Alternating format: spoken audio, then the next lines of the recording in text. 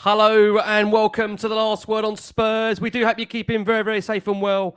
Thank you ever so much for joining us as we provide to you instant reaction to Tottenham Hotspur's final pre-season game before the real stuff starts. The big stuff starts, of course, this coming Sunday. Tottenham Hotspur back in action in the Premier League. And look, you asked for regulars. We've provided the whole equipment kit to you tonight. You've got the whole Brady bunch, as many were calling them for this evening, where these guys are going to be regular panellists on, of course, the upcoming season of Last Word on Spurs, in which, look, we're going to hope there's going to be a real, as McQueen calls it, a crazy train ahead.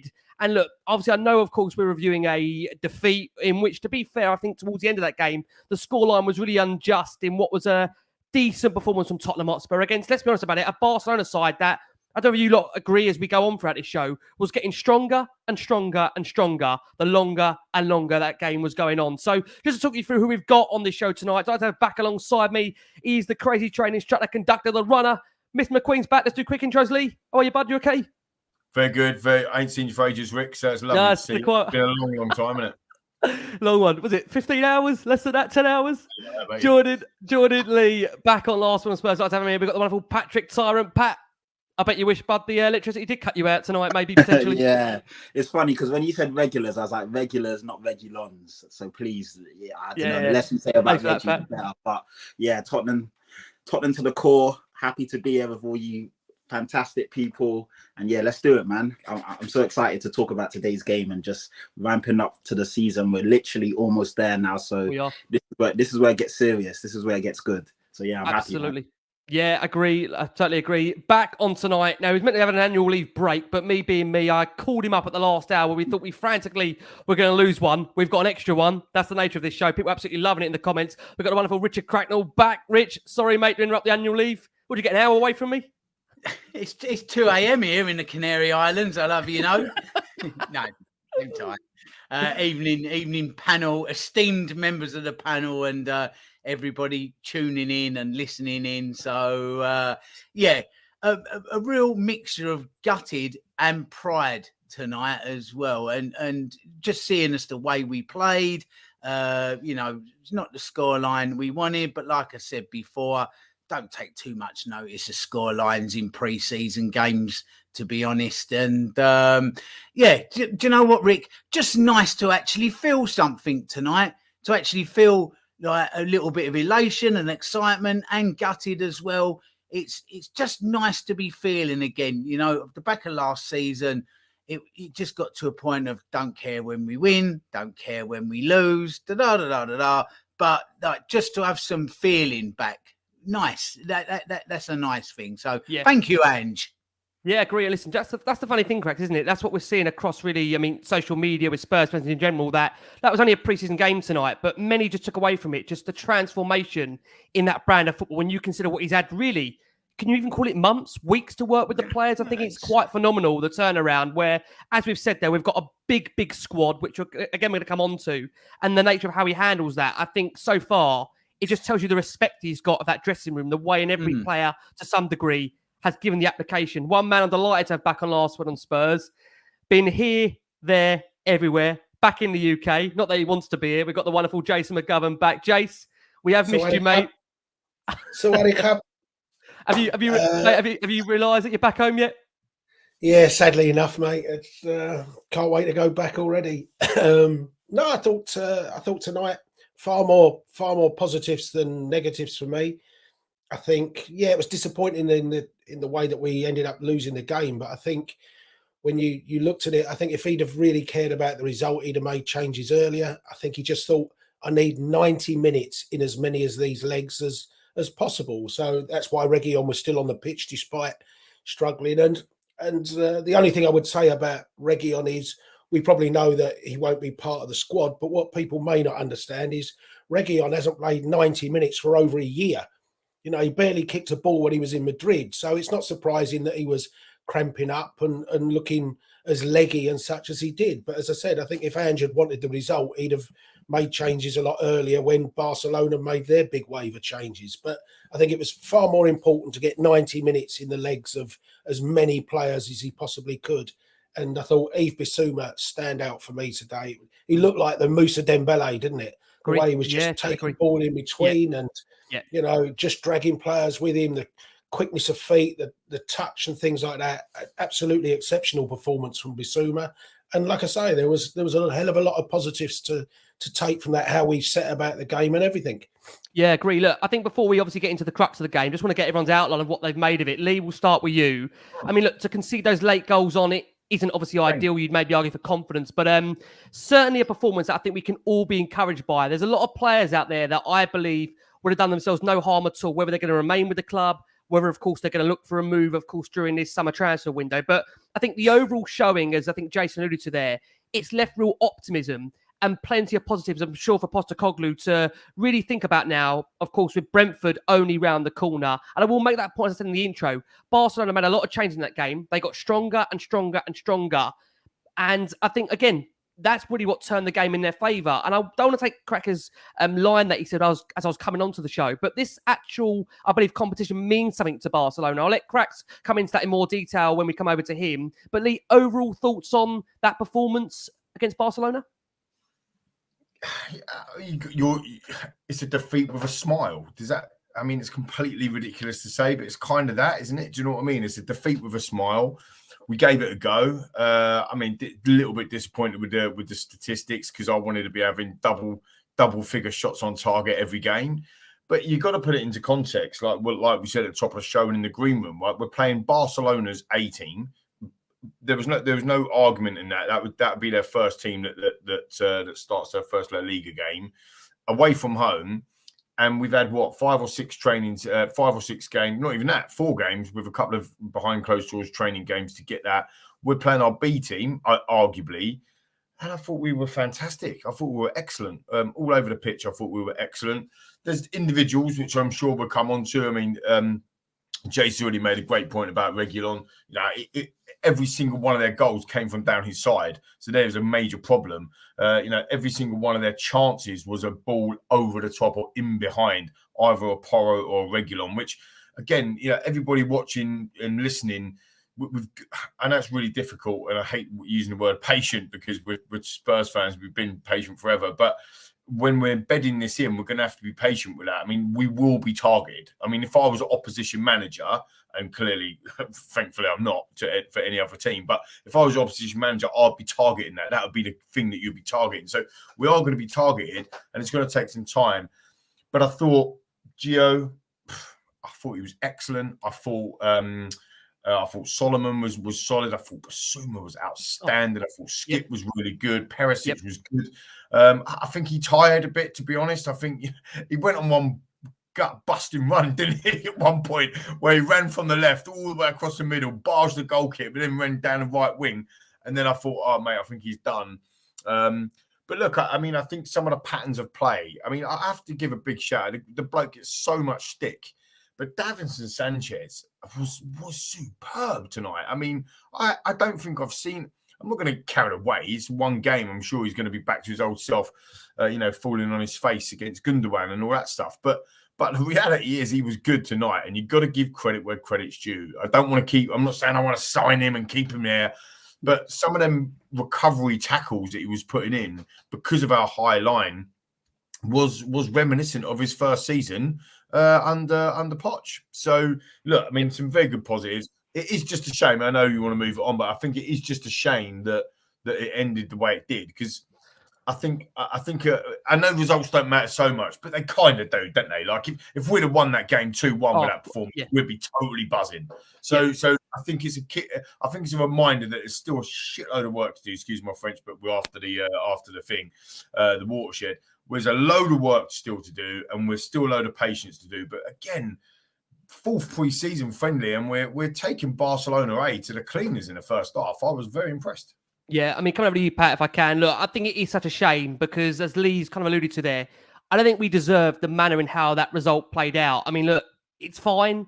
The performance is the most important thing, you'd arguably say, during the pre-season. I'm not looking into results too closely, but with all things being said, I thought, if you asked me to verdict and rate it, I thought we were fantastic overall when you consider that's an 11 that hasn't played together before. They're playing against Barcelona. They're playing against some really serious world-class players. So I keep on saying that throughout that game, there was more and more quality and talent being added to the 11. And look, overall, if you want to look at it like this, for me, it's another useful 90 minutes. But I think, again, that game will show to many there's a real need to move some of those fringe players on that we've noticed a bit have been here for far too long, Pat. How would you reflect on that performance against Barcelona this evening? Yeah, so first and foremost, good evening, good night. Not saying good night as in go to bed, but, you know, it is night time. Good morning, good evening, good afternoon, depending what time and where you're tuning in from.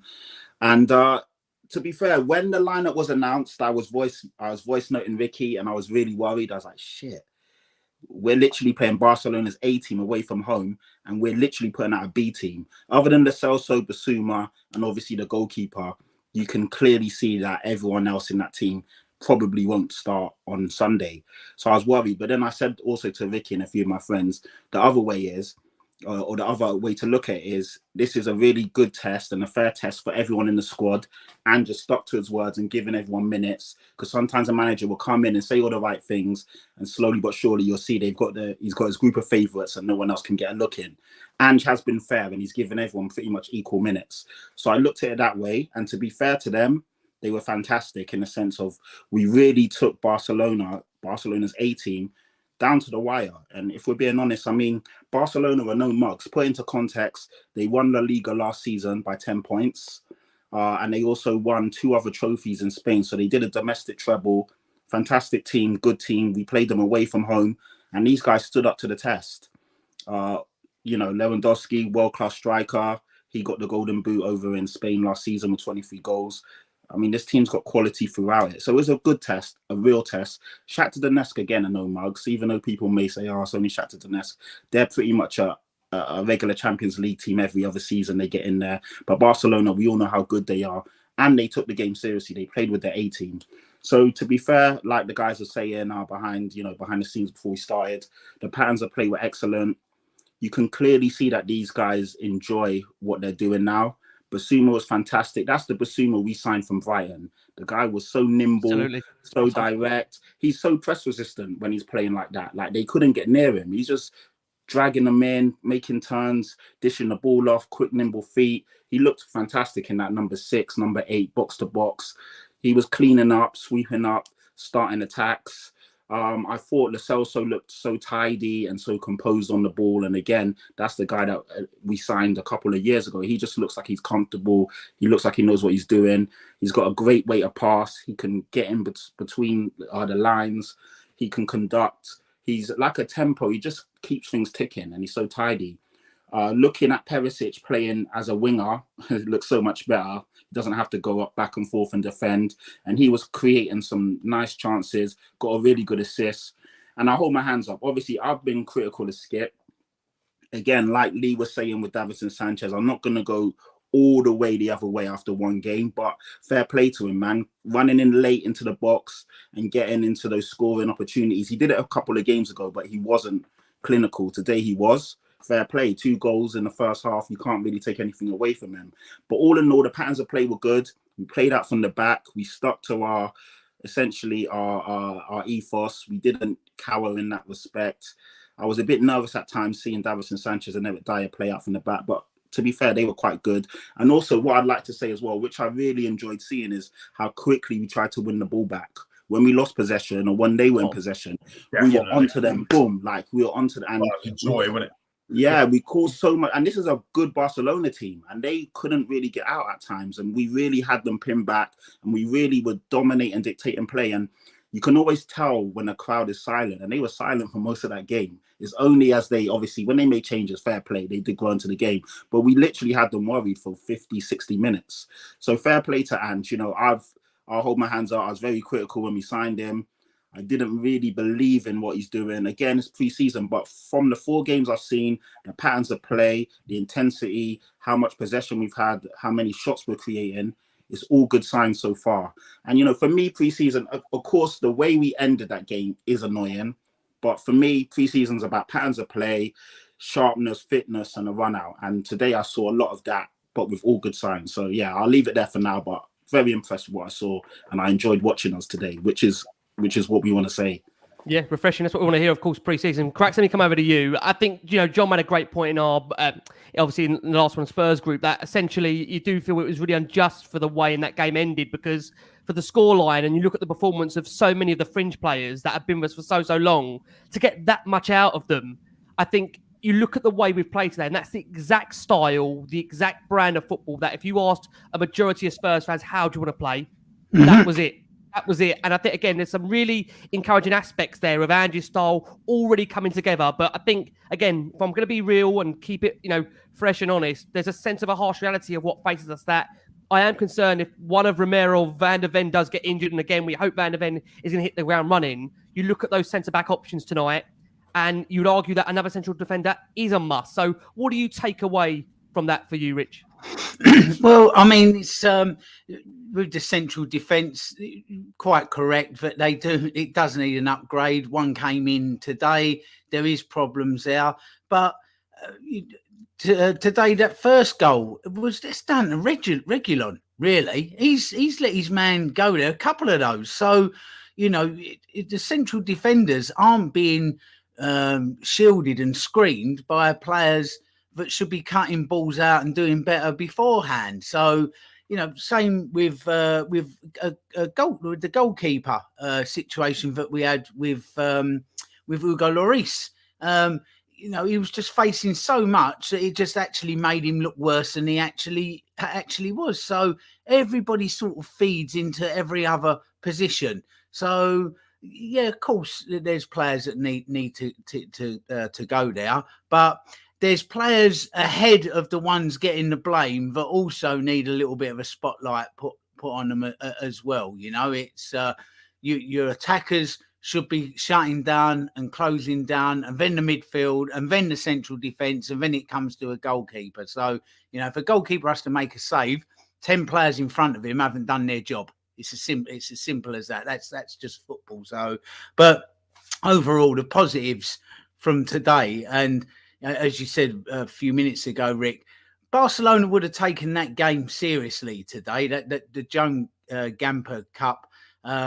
The man that founded the club, a Swiss-born man, Hans Gamper, and he founded Zurich and Barcelona. He first captain of the club. So it was a little bit like a team coming to Spurs pre-season and us being at home, and having like a Bill Nick Cup or a Bobby Buckle Cup. There would be a certain amount of club pride in wanting to win that. They're also at their new home for the season whilst the Camp Nou is being renovated. So they wanted to get off to a good start there as well. So, they would have put something in this evening, not a full pelt, but a little bit more than a training exercise run out, because that's the type of club Barca are. They're steeped in history, and that would have meant something to them. Not everything, but something, So, and yet we still played as well as we did this evening overall.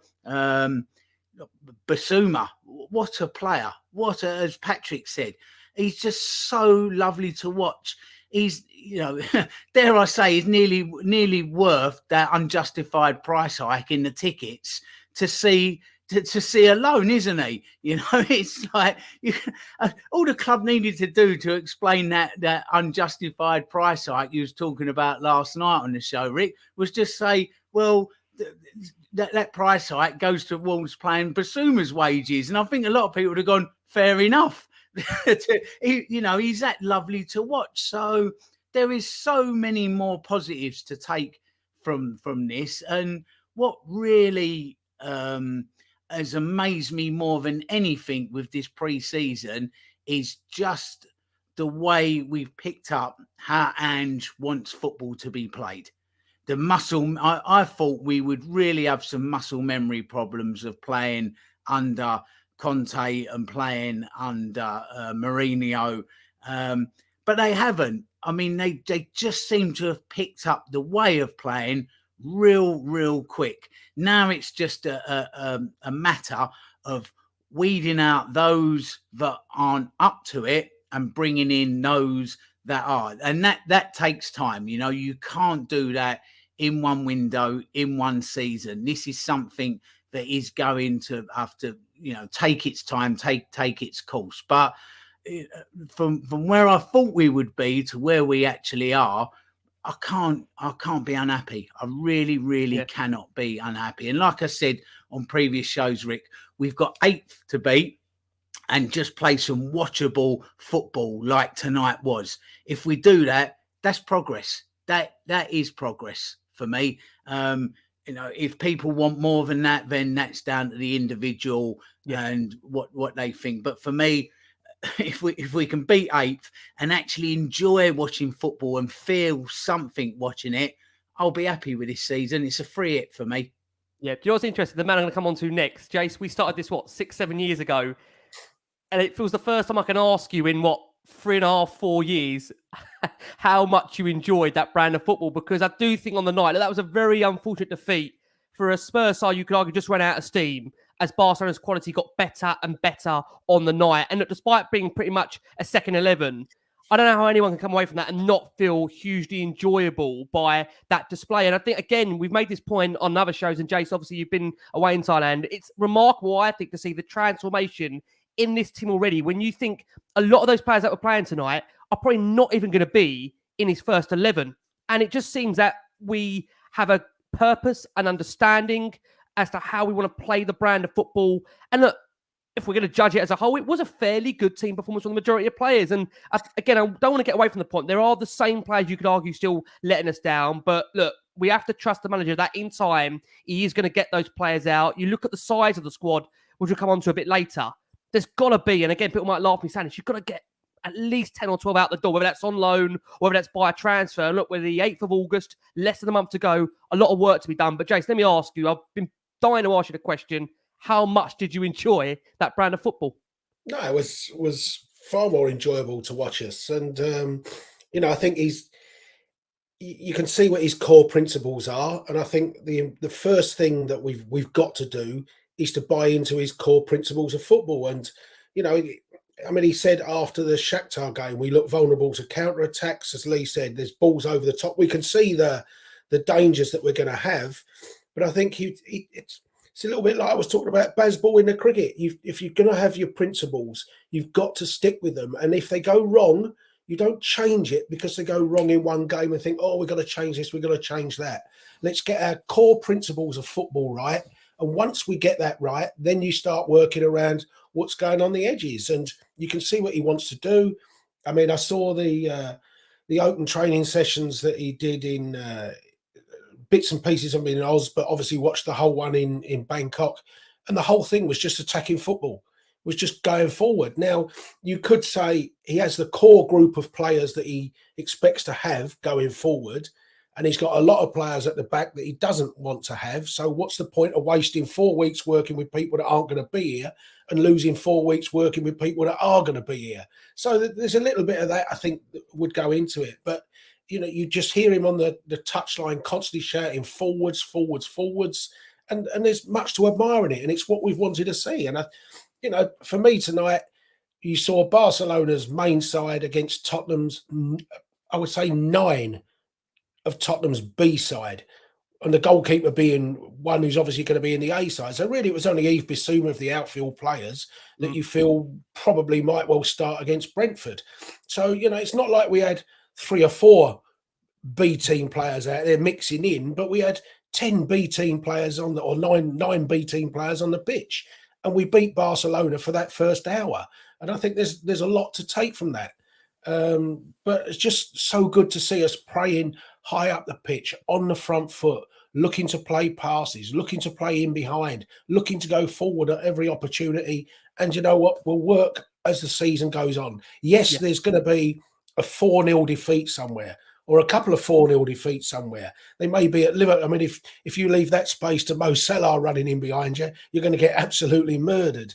But the key thing is, as Cracker said, we've got to beat 8th. I think we can get into that top 5 because we'll beat so many of the poor teams that we lost to last year, like your Bournemouths at home. And we haven't actually got to get better results against the bigger sides. It's those poor sides that we really let ourselves, Leicester away, losing 4-1, places like that. And like I say, if fifth is the target for me. And I look at it and I think there's every chance we can get in that top 5 this season. Yeah, look, I totally agree with you on that, Jason. Again, I do want to make this point, and I keep making this point. You've got to say fair credit to Ange Postecoglou's coaching and tactics, because for a B side, as you kind of referenced there, Jason, maybe a couple of changes. So have looked that consistently good throughout preseason at times. Yes, okay, defending isn't great, but attacking wise, to transform some of those players. And there's times tonight where you're watching us pinging around the ball. And I don't want to mention his name, but go back 4 or 5 years ago, it wasn't dissimilar football that we saw under him. The way we're moving the ball in against the same opposition, but at the new camp, it wasn't too dissimilar. It really wasn't. And again, I think that's the most important thing that you can see at the moment is that, look, take the results away from pre-season. Yeah. You can see what we're trying to do.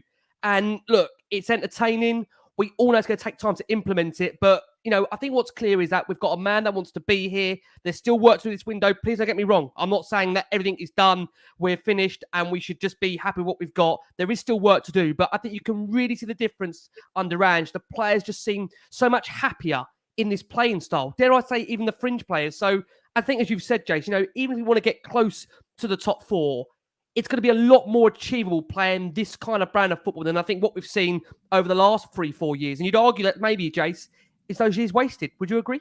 Yeah, you're dead right. And like I say, it's top 5, Rick, this year. It's not top 4, it's top 5 puts you in it this year because of the expanded Champions League next year.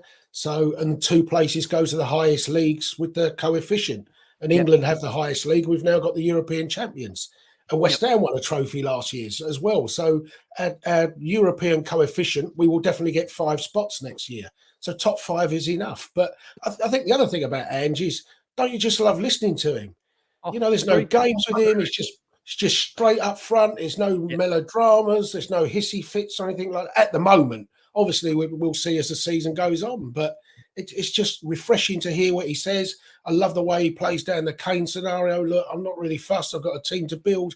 What happens, and I'm just getting on with it. And, it's so refreshing to hear him. And there are definitely shades of the previous manager that we all liked. And there's in the way that he addresses the media and his openness about it. And it's fantastic to see. Very well tactically handled there, Jace. Was that very well tactically handled? Pochettino becoming like Macbeth, isn't it? The name you cannot mention, isn't it? Like I say, I'm not in the least bit bothered he's gone to Blue Fulham. I just, they're a nothing club to me, so I don't care about it. But I just, let's concentrate on the man we've got rather than the person we didn't get. Amen. What we are going to do, we are going to go for our first break of the show for our listeners and audio. There's over 1,400 to 1,500 of you that are watching us live. Look, we're only doing pre-season. And can I just say, the support for this show has been absolutely overwhelming. Thank you so much again for all your incredible support. You are always here, no matter what time, no matter what game, no matter what we're talking about. You guys always turn up. Thank you so much for all your support. We're joining a brilliant Lee McQueen, the superb Patrick Tyrant, the ever-brilliant Richard Cracknell back on Last Word on Spurs, and the returning to the UK, Jason McGovern, on this Last Word on Spurs. Lee, I'm going to come over to you so we can get right into the team for this game. Now, interestingly, of course, Postecoglou named that alternative lineup with 10 changes to the outfield players for Tottenham's final pre-season game to take on Barcelona. As always, evidently broken down by Ali Gold. There was plenty of players that were, of course, left at home. That included the likes of Harry Kane, who we'll come on to a bit later, James Maddison, Christian Romero, Dejan Kulusevski, Destiny Udogie, Pierre-Emile Højbjerg. Richarlison had a knock, which meant he missed the game on Sunday in that 5-1 win against Shakhtar Donetsk. But he was back in that lineup, of course, for Barcelona for this evening. Postecoglou decided to give Guglielmo Vicario another full run out to give him further experience of playing with the Tottenham Hotspur defenders in front of him, with a back four this time of Pedro Porro, Davinson Sanchez, Eric Dyer, Sergio Reguilon. We know Basuma, of course, has got a huge part to play in this upcoming season, and he was in the middle of the park, as you would feel, getting vital minutes ahead of Brentford to come at the weekend. And we should make that point, of course, Mickey van der Ven and Leo-Veliz signed too late for this one. They're both awaiting work permits, so are unable to take part. However, 18-year-old defender Ashley Phillips was on the bench after completing that 2 million move from Blackburn last week. So that team read Vicario, Porro, Dyer, Sanchez, Reguilon, Skipp, Basuma, Marcelo Solomon, Richarlison, Perisic, with subs of Austin, Gunter, Emerson, Spence, Phillips, Davis, Sarr, Divine, Son, Scarlett. Lee, thoughts on that team? Yeah, it's like what Jason said, and what we've been talking about already. Like it was a B team, wasn't it? Really, and I think that man on our screen there, Richarlison, I was hoping after his hat trick in against the Lion City Sailors, I was hoping that I would see some fantastic play with him at Shakhtar. And he's got a knock, and now he's come in, and it looked like he had a lot knock for me. It didn't feel like he was running full pelt or full. Looked a bit leggy, to be honest. And it was a little bit disappointing, I think, for Richarlison. But some of them names in there, we've already called out Sanchez. I thought he was excellent tonight. I thought Basuma, as the boys have already talked about, and Lo Celso, very, very good. So, I'm pleased. Like Jason said at the top of the show, I'm pleased that Ange wanted to get minutes in all of their legs. And that's essentially what he's done. I know that there's a certain journalist in Germany right now thinking that Kane didn't travel because of the transfer, yet all them names that you just listed off that also didn't travel as well. I think it was the right call. He's obviously taken Son as well just to see if he needed to get some more minutes in his legs after his surgery as well. So I think sometimes Jamie, one of our own, Jamie Brown from the Daily Hotspur, he always reminds me when he talks about his injury. He's a runner, Jamie, for those of you who don't know. Is he one of our own? Yeah, he is, yeah. Sure? And I'm sure. Check out social media probably later. We'll check that one out later. Yeah, check that one out. But he's a runner, and he talks about when he got injured and how much work he had to do when he gets back injured. And I think that we forget as just us mere mortals that these professional athletes coming back from injury is quite difficult to do, and we expect them just to switch it straight back on. I'm not trying to give excuses to Richarlison, for example. I think he worked hard enough, some good hold-up play and whatever, but there wasn't the same impact. Obviously, he's going to get compared to Kane, right? There wasn't the same impact, of course, that he has in today's game, for example, as like Kane did against Shakhtar. So I think the team is right. It's quite interesting, actually. I don't know if this is because it's pre-season, or I don't know if it's because just because I'm in a different mindset now because of Ange and what we've been talking about. But when Patrick, when you said, "Oh, you voice noted Rick," and you was a bit worried about the team, whatever, I just wasn't worried at all. I didn't even think about it like, "Oh no, we're playing Barcelona away and we'll put a B team out." And what? I was scared. I'm not going to lie. Yeah, that's what I'm saying. That's what I'm saying. I just didn't even think about that. I was just like, and we got this. I was fully expecting. Like, I've got some of the stats here. I'm sure that you're going to bring them up, and I actually disappointed that both teams had 14 shots in total. Eight on target for Barca. We had 6 on target. They had 6 off target. We had 8 off target. And the passing accuracy. Again, I'm so impressed with it. Like, I remember doing the stats from the Blue Book in seasons gone by, saying 78% passing accuracy, 82% passing accuracy. Whatever.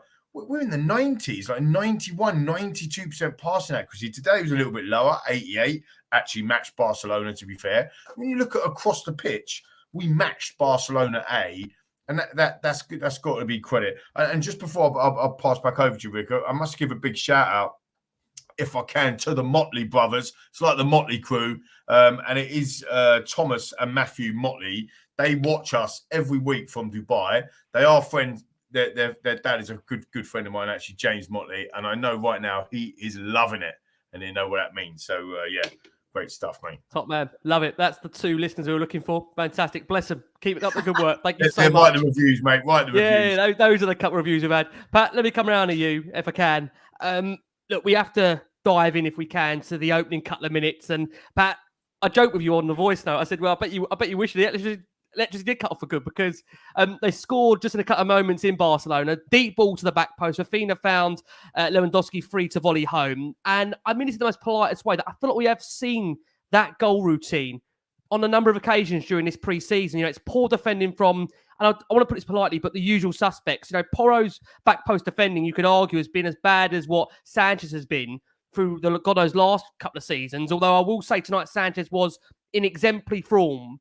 But again, Sanchez for me should be expecting the running in behind, and Porro should also be aware of who's in behind him. So for you, Pat, trying to be optimistic, is it good that we're getting these mistakes out of the way now, or are you concerned with Brentford, 4 or 5 days away now, the Premier League's about to begin, and we're still making these defensive mistakes? Yeah, a bit of both. If I'm being honest, I'm a positive guy, but I can also keep it real and keep it 100 and call it as I see it. concerning that it's literally, like you said, it's deja vu. It's like watching a rewind of the same highlights over and over. And teams aren't stupid, managers aren't stupid, players aren't stupid. They will pick weak points, or they'll pick certain areas or people they want to target and highlight. And Pedro Porro, that fullback position, knock it over the top, running behind, and you pretty much one-on-one with a goalkeeper. If I'm being super harsh, because at this level we have a right to be critical, Vicario, for me, I know it was point blank, but he almost got a hand to it. He could have possibly saved it. That is me being harsh, though. It's Lewandowski, one of the best finishers in the world, point blank. Realistically, he scores at 8-9 times out of 10, but Vicario almost got a hand to it, so maybe. But I saw people going in on Vicario, and I'm like, how is that his fault? All of those goals that we conceded, any keeper is pretty much not saving those. He made some good stops.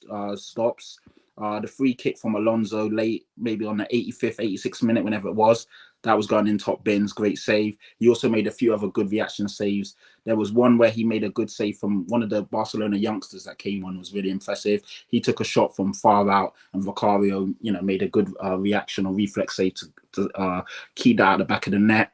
But going back to what you said, Pedro Porro, for me, I like him as a player. I think he's got a bright future ahead of him.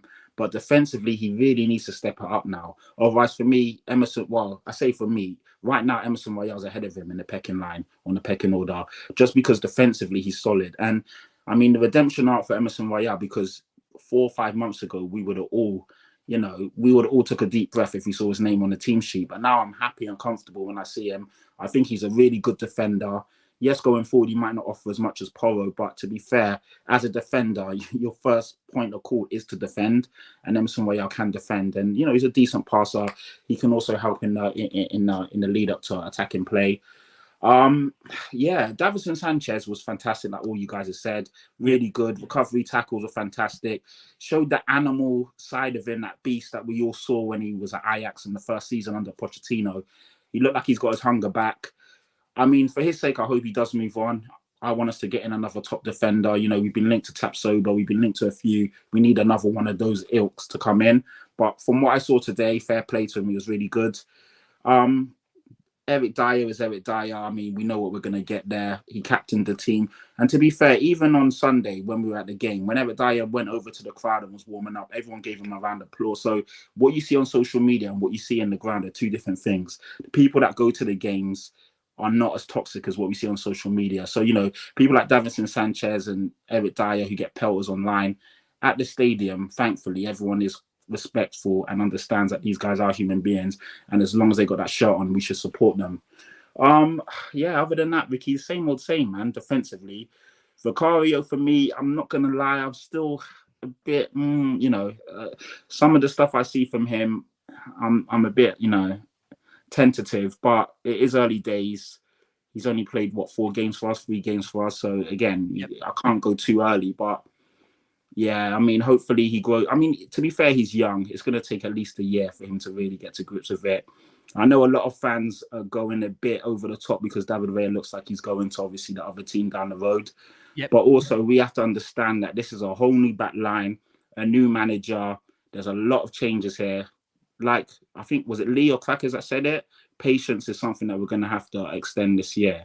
And that takes time, man. So, Vicario, for me, I think he should have saved the Lewandowski goal. I'm not going to lie. But other than that, I've been impressed with him. I can't really indulge or agree with what some of the guys are saying online and in the comments. I think they're going a bit too far. Cracks, if I can ask you, look, you are the goalkeepers union here. Your son's a goalkeeper. I know you obviously keep an eye very, very closely on them.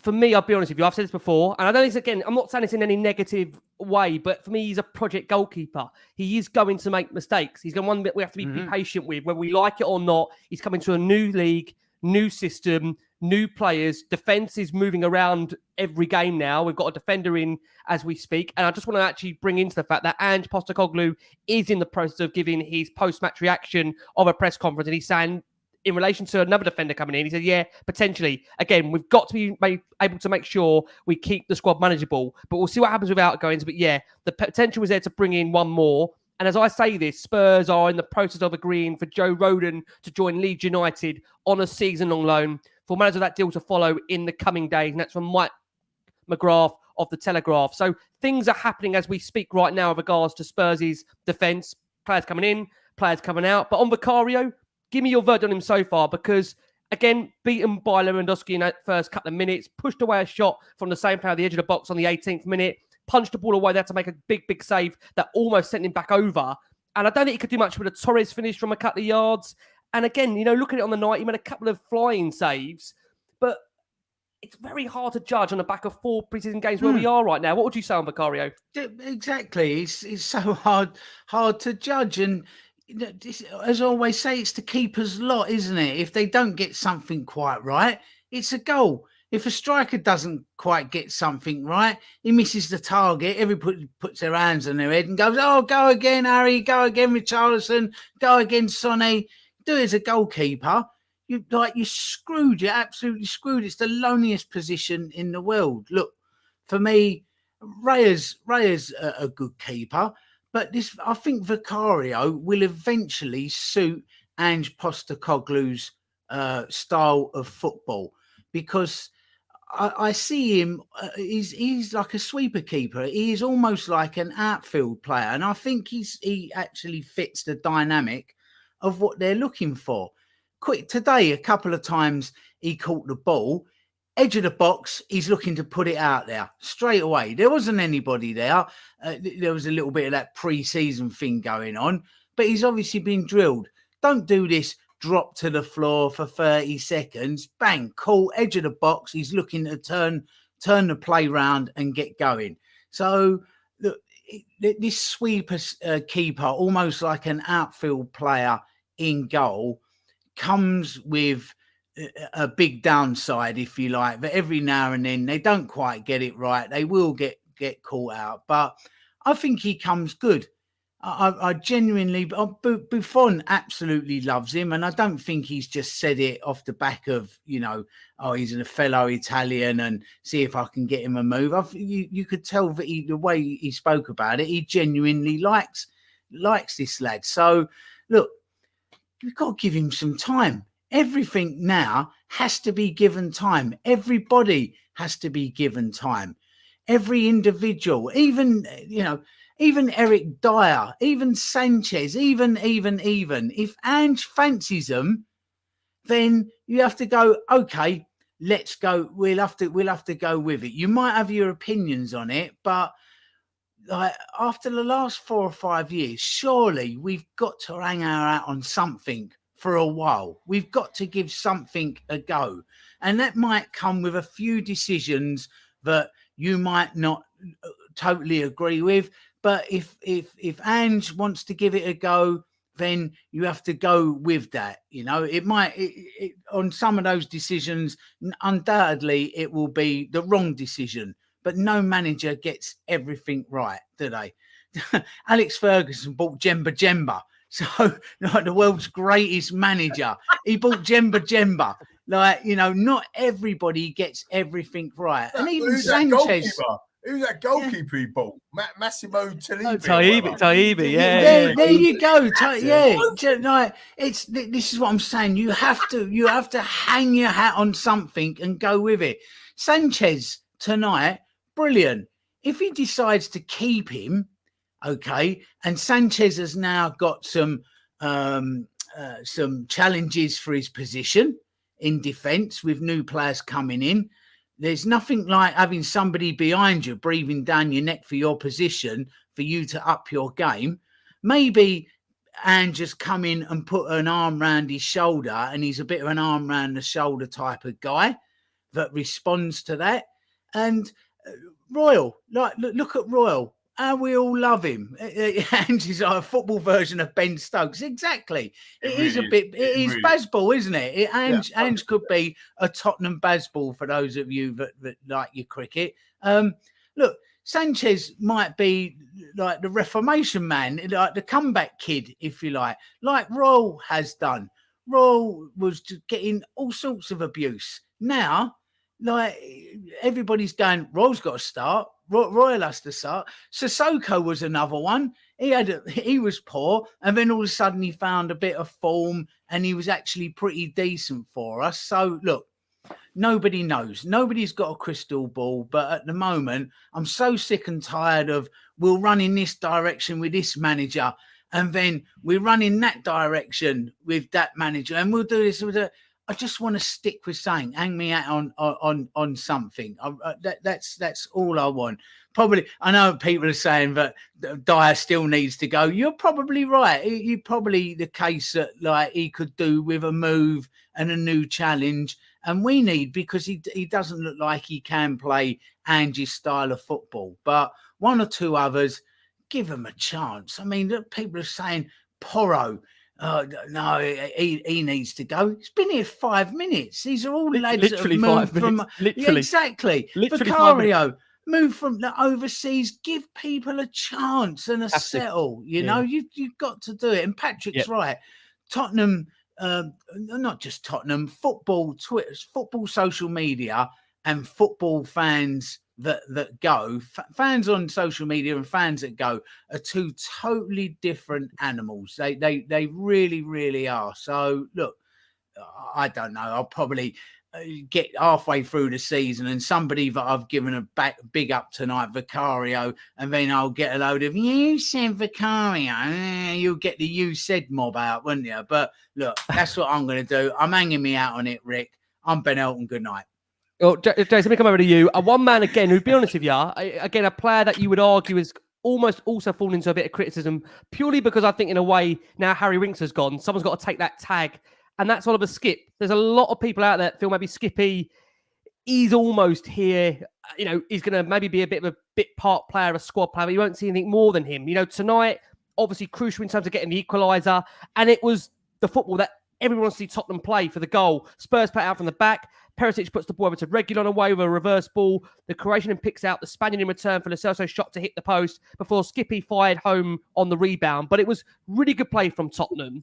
And just on the point of Oliver Skipp, it's been a ringing endorsement from Ange Postecoglou in his post-match interview where he says he has been outstanding. Obviously, he didn't have much of a break, but since he's been here, he's got bags of energy and he uses that really, really well. He maintains an intensity with and without the ball that makes it hard for many to contend with him. He was outstanding. He got a significant knock early, but battled through it. And that shows the character of the man.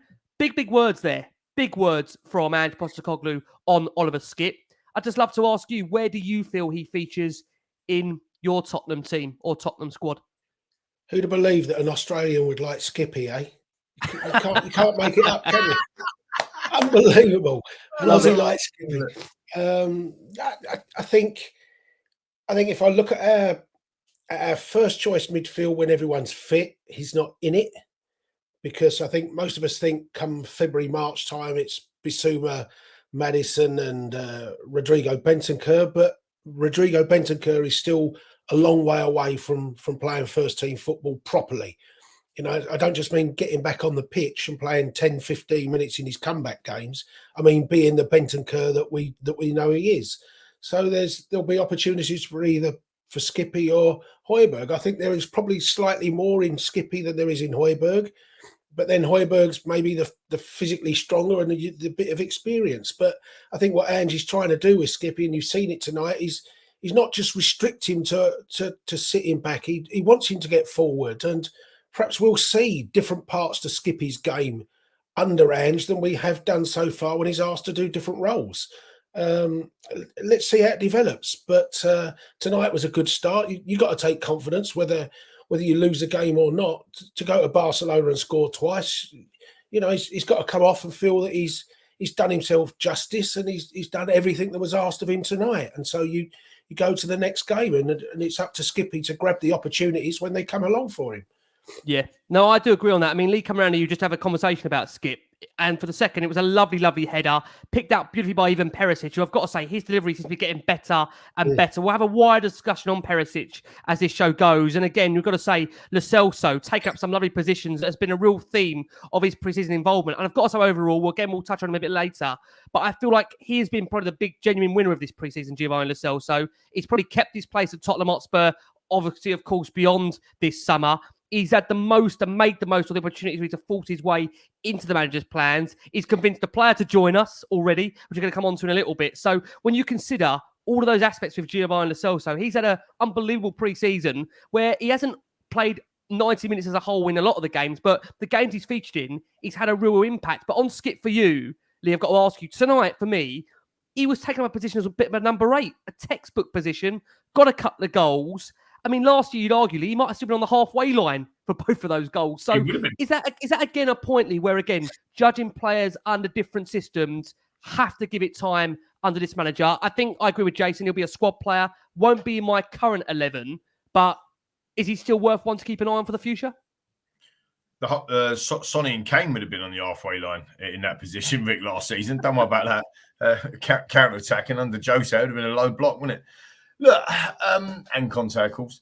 Look, I just don't get it. I honestly do not get the hate for Skipp. He's one of our own. I don't understand it. I don't get it at all. I don't get the hate for Højbjerg either.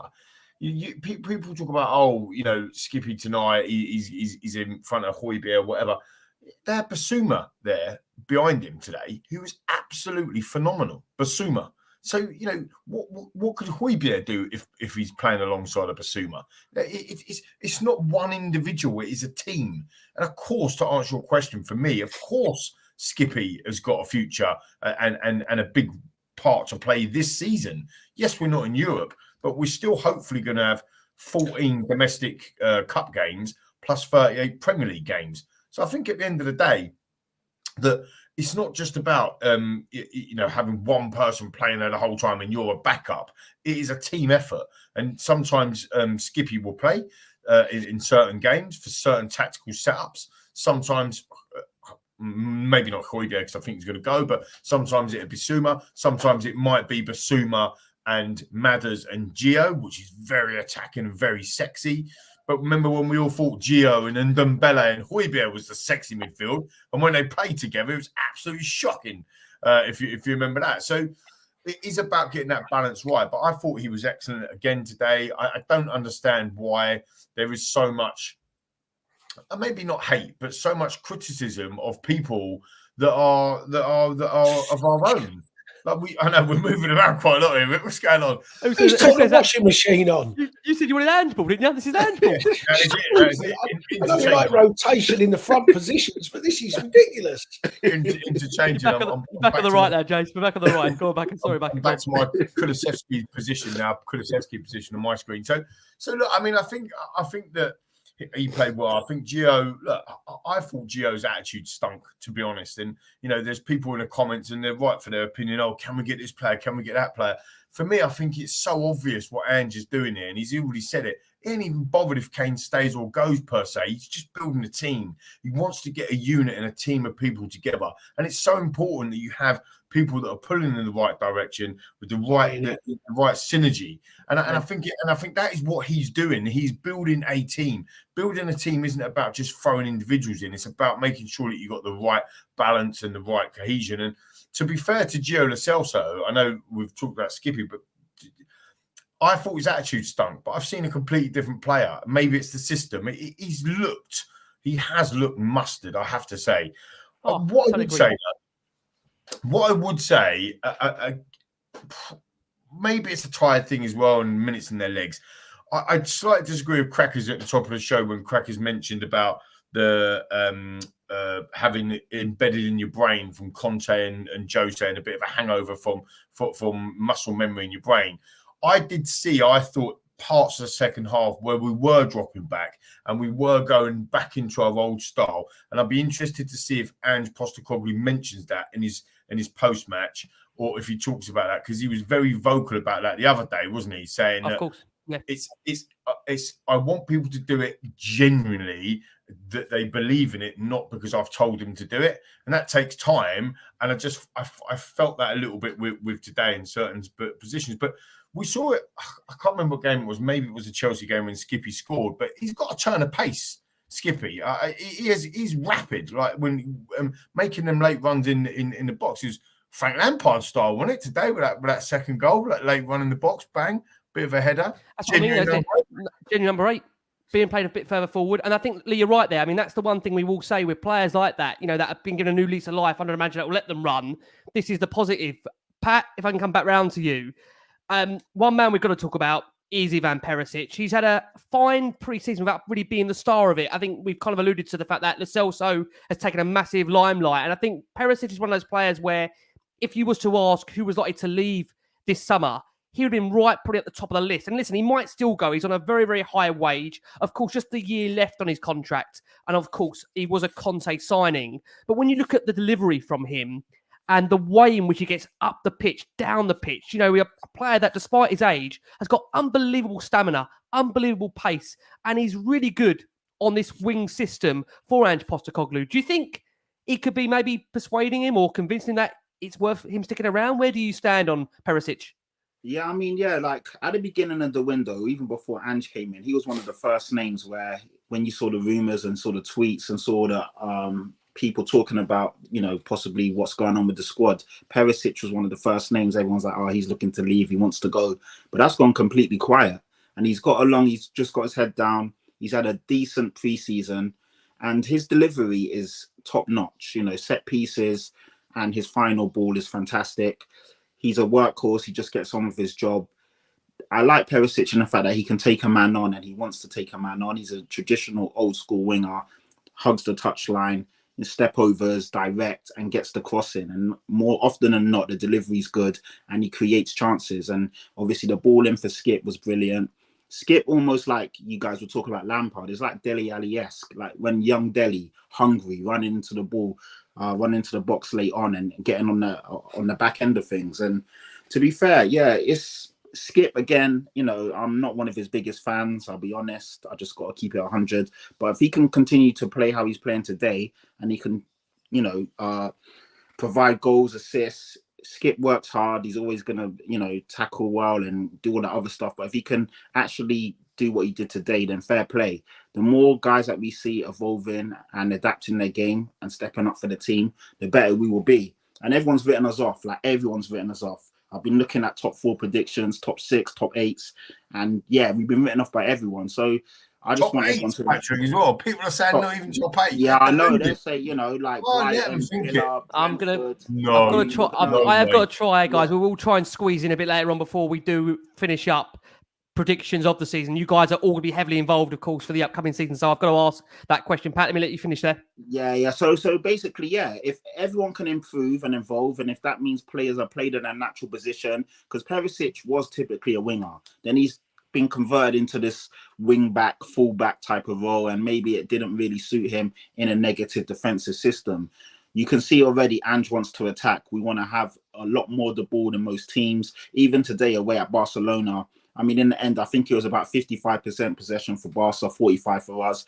But it was where we tired in the latter stages where they had a lot more of the ball. But typically, we are going to be a team that is going to dominate possession and really put it on on the opponents. And I think in a system and setup like that, someone like Perisic will thrive.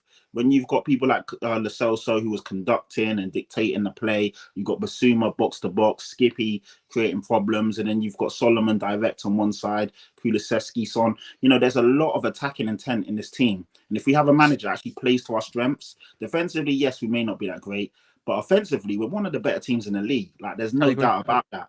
And if we actually play to those strengths, I mean, we scored a lot of goals last season and we were crap. Imagine if we play the same way with Ange. Just being honest, we were absolutely... No, we were. We still had a guy score 30 goals. That's 70. We scored 70 plus. Is it 70 goals or 70 mental goals? Yeah, it's crazy. The disparity to score that many goals, but to also let in that many goals is criminal. But if we can do what we did with a much better manager and a much better scheduled 4 hours... If you're lucky, take that long. I want to get off. I want to have some food in there. We do want to be finished in time to watch Brentford, please. Jesus Christ, if you're lucky. I can't even use the cricket's on anymore because it's finished. Honestly, Jason's running out of sports. Go on, Pat. Yeah. We all talk too much, so I apologise. I'm going to end my little bit here because I know we can all talk for England. But yeah, I just want to say Perisic was really good. I hope he stays. It's going to be tough because there's a lot of players to fit in. But for me, the more players that we have at the upper echelon that are fighting for positions, like Cracker said and like Jason has said, it's going to push the level of everyone. So, yeah, all good. totally agree. And what we are going to do, we are going to go for our next break of the show for our listeners and audio. Incredible. There's about 1,500 of you still here with us on a very, very late night edition of Last Word on Spurs. I know a lot of people love the late night editions. Unfortunately, look, barring the cup games, which these boys will be here for, we've got no European football. As Jason made it very, very clear, he didn't want the checker trade. We haven't got the checker trade, so it will just be the League Cup and the FA Cup. We're joined by the brilliant Lee McQueen, crazy train instructor, conductor, runner. Richard Cracknell is back in the house, as is Jason McGovern, and as is the brilliant Patrick Tyrant on this Last Word on Spurs. Cracks, I want to come over to you. You mentioned him earlier, and you do need to expand on him. You really, really do. Yves Bissouma. I mean, I've got to say, there was one point in the first half where he takes the ball from defence, turns two Barcelona players inside out. He carries so much momentum in attack going forward. And with no disrespect when I say this, it's a stark contrast to Højbjerg, who just, I mean, it's politely, seems to give it straight back to the opposition. There's a difference with Bissouma. There's a purpose to his play. He got better and better and better as that game wore on. He did take a whack, to be fair to him. But I think, again, when you look at players that have been the standouts of Preseason to impress, he has been right up there. There's great energy. There's a real desire to impress the manager. He's already spoken, Postecoglou, heavily about how influential he's going to be for Tottenham this season. Just how excited are you, Cracks, by Bissouma Mark II for this coming season? Well, Rick, like you said, he took some whacks. And when teams like Barcelona, Madrid, or the Milans, Man United, Man Cities, when they start whacking you individually like that, then you've got something about you because they're fearing you. So that's why they're whacking him in the game tonight. He was magnificent. He's just so lovely to watch on the ball. He's a lovely mix of like being a street baller and an elegance as well with it. Like he's like an urban ballet dancer, isn't he? It really is. He's like the ballet being put on an estate in Peckham, isn't it? And he's the lead dancer. That's what he's like. He's the principal dancer of the Peckham Ballet. I love him. I absolutely love watching him. Where did you pull these out from? Where did you pull these out from? He's playing Barcelona, and he's not. Some players that go, "Oh, I've got Barcelona tomorrow or something." You see that in the way they play. But Bissouma this evening was like, I'm playing Barcelona tonight. I'm going to go and take to them what I can do. I'm going to put it on them what I can do. I'm not going to stand and watch in awe as these like players from this club, one of the most famous, biggest clubs in the world. He actually went out there and went, I'm showing everybody what I'm doing tonight. It's a lovely confidence. It's not cocky. It's just a confidence, and he backs himself, and he actually backs up backing himself as well. So he is gonna, when he fancies it, and he looks like he now does with Ange, and the leash is off. He's allowing him to play. We've got that player that Brighton had. He's that player that was at Brighton. Let's be honest, Brighton get very, very few wrong, really. So I think, getting him now and playing the way he can play, he really will be a joy to watch this season. I'm really sure of it, Rick. Yeah, no, I do agree. I mean, second half, Jace, look, it's one of those where, again, I think we were all purring from the first half display that I think in relation to the second half, a massive highlight, of course, was that double tackle by Davinson Sanchez, who looks to actually make a mess of the first part, but really got him a great block for the second one. And then again, as I said, a massive big sign tackle to stop a Barcelona shot. I think, again, we've given Sanchez a lot of credit on this show. You could argue that, look, for him, maybe it's an opportunity to put himself in the window. Of course, look, still a lot of days still in terms of August to play out here where you feel he might need to get that move. But I do want to ask you, Jace, about the Barcelona equaliser. Of course, changes we saw, Jed Spence, Alfie Devine replacing Ivan Perisic, Oliver Skipp, who was not allowed to complete his hat-trick, and Dane Scarlett coming on for Richarlison, I'm going to come and mention shortly. But the equaliser, if I'm being kind here, Jace, to get your verdict on it, Reguilon caught in no man's land, easy long ball over the top, carved open it. My only concern, Jace, I don't know if you agree here, it does feel like we're going to concede a lot of those type of goals, even with the first team this season. So, look, maybe it's good that we can see what we've got to do better now, but how do you view the kind of goals we're conceding? Is it worrying with Brentford just around the corner? Yeah, it is, but I think Reguilon won't be at Brentford, and Porro won't play at Brentford, and Sanchez won't play at Brentford, and probably Dyer won't play at Brentford. So we'll see how the people do it. I think, you're susceptible to that ball over the top, particularly when you've only got a back four rather than the three centre halves, because once one person's out of position, the others shuffle across, then the spare man is always going to be beyond the far post or whatever.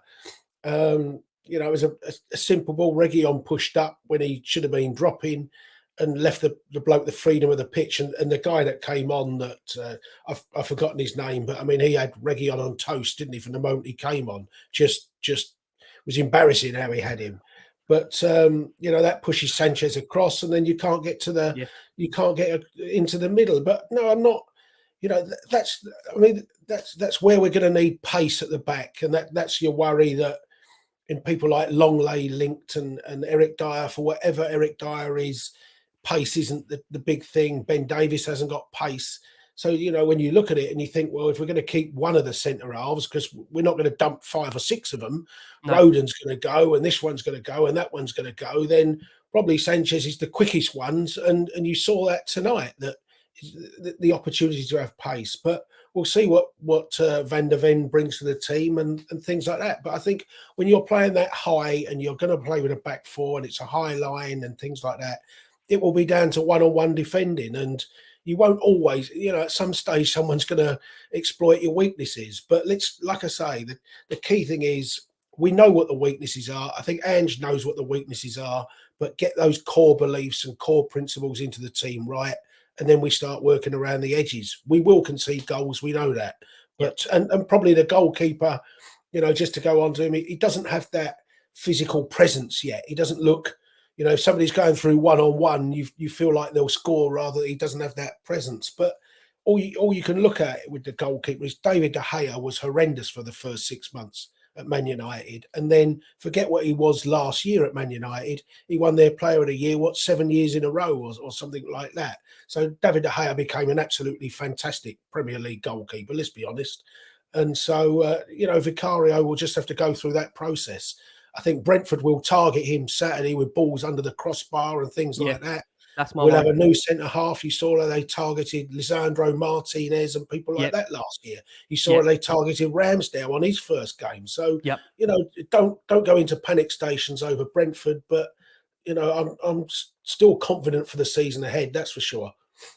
You made a really good point there, Jace. Of course, of Vicario, and that's. I mean, you know what? When you look at the goals we've conceded tonight, I will just add to that. The third goal at Barcelona, they break away quickly. Fati, of course, gets the goal. But again, not to nitpick, you look at the defending by Reguilon and Dyer for that third goal. We got Reggie, as I think you alluded to, Jason, even on the second and the first goals, getting absolutely ripped apart on the left-hand side. And we've got Dyer moving ever so slowly. I mean, you're right. These players might not be playing come Brentford, come the start of the season, but it is a worry. It won't be. And like I reiterate that, and I think the comment there has also shown, in fairness to Reguilon, and don't get me wrong, I think he'll go, but this is a bloke that only played 300 minutes last season. He never once played 90 minutes all season. So, you could see the fatigue, you could see the legginess and that, and it's not surprising that he was like he was at the end. So, I mean, and we talked earlier about Richarlison coming back from injury, and you've got Bentancur, and Sonny is not yet back. Well, if you allow Richarlison a little bit of grace and you allow Sonny a bit of grace, you've got to give Reguilon a bit of grace and say, look, bloke hasn't played 90 minutes for over a year, and suddenly he's playing it in Barcelona. So, yes, there's mistakes in him, but I think a lot of that towards the end was just general legginess, match rustiness and things like that. He can play better than that. He can't play good enough for Tottenham that we want him to do, but he can be better than you saw tonight. Just with Reguilon, though, I mean, just finishing off on that before you ask me the next question, mate. I want to give him the benefit of the doubt as well. And I thought, you know what, I'm coming back. I thought it was all right the last time around. And then tonight reminded me, I know he's come back and all the things you said, I agree, but tonight did remind me of what he was like before. And I know everyone's like, sorry, but I don't Rick, I've got you here, but it's true. When he was here the first time, I forgot. I was like, oh yeah, that's what he does. I've not forgot the own goal he scored against Villa, that's for sure. I'll never forget that. That was crazy. Look, I mean, I know I don't want to be too critical, but I think it's clear that he's not going to be around. Yeah. I think the problem that we have potentially with, if you was to, like you said about shipping out 4-5 or 5-6 or whatever in the defence, clear that we're going to try and outscore the teams that we play. So if you look at that scenario, we're okay. Why are we worried about the back? Right? If we're going to concede 2, we're going to score 4. Does it actually matter? We're going to lose games, of course we are. We're going to lose games if you low block it. Do you know what I mean? I agree. Can I just say one thing on Reguilon? Because I mean, many are picking up on this. And again, this is just a point that, at 4-2 for the 4th goal, he was injured. He couldn't move to stop Barcelona getting down the wing. So we will afford him that 4th goal. I mean, look, it was letting them run through and the ball was squared for Ezaluzzi to score in the final minutes. That's probably easier for you guys to say than me. But in all honesty... because that fellow had him on his arse all the time. Yeah, that was the reason why. Let's be honest. Come on. I saw someone say about but come on, man. Come on. Someone said about Reggie staying because of the left back situation, but Mickey van der Ven can also fit in at left back, so that also alleviates a problem. We got Davis, we got Sessegnon, we got Udoji, we got Reguilon, we got Perisic, we got Van der Ven. How many left backs do you want? Well, no, because Eight should cover it, Jace. Eight should cover it. That's the point, isn't it? Actually, you've got one left back. They're going to invert, right? Do you know what I mean? At the end of the day, they're going to invert, aren't they? The fullbacks or the left backs are going to come in and invert anyway. Like I think, I think Royale does that on the right really well. I think Doggy is starting to play well. I thought we played well the other night. I thought the other day, and I think he played some good stuff with Sonny as well. So the issue is that depth piece. Are we then putting not square pegs in round holes, but utility players in a place where you actually need somebody who's a specialist? Yeah. What one record? Because you'd say Doggy's not even a left back, although I think he's starting to prove people wrong. He's not just a left wing back. He can play as a left full back quite comfortably. But after that, we got Davis, and we just sat there and said that he ain't fast enough because he's not. So we ain't going to go and buy another left back, are we?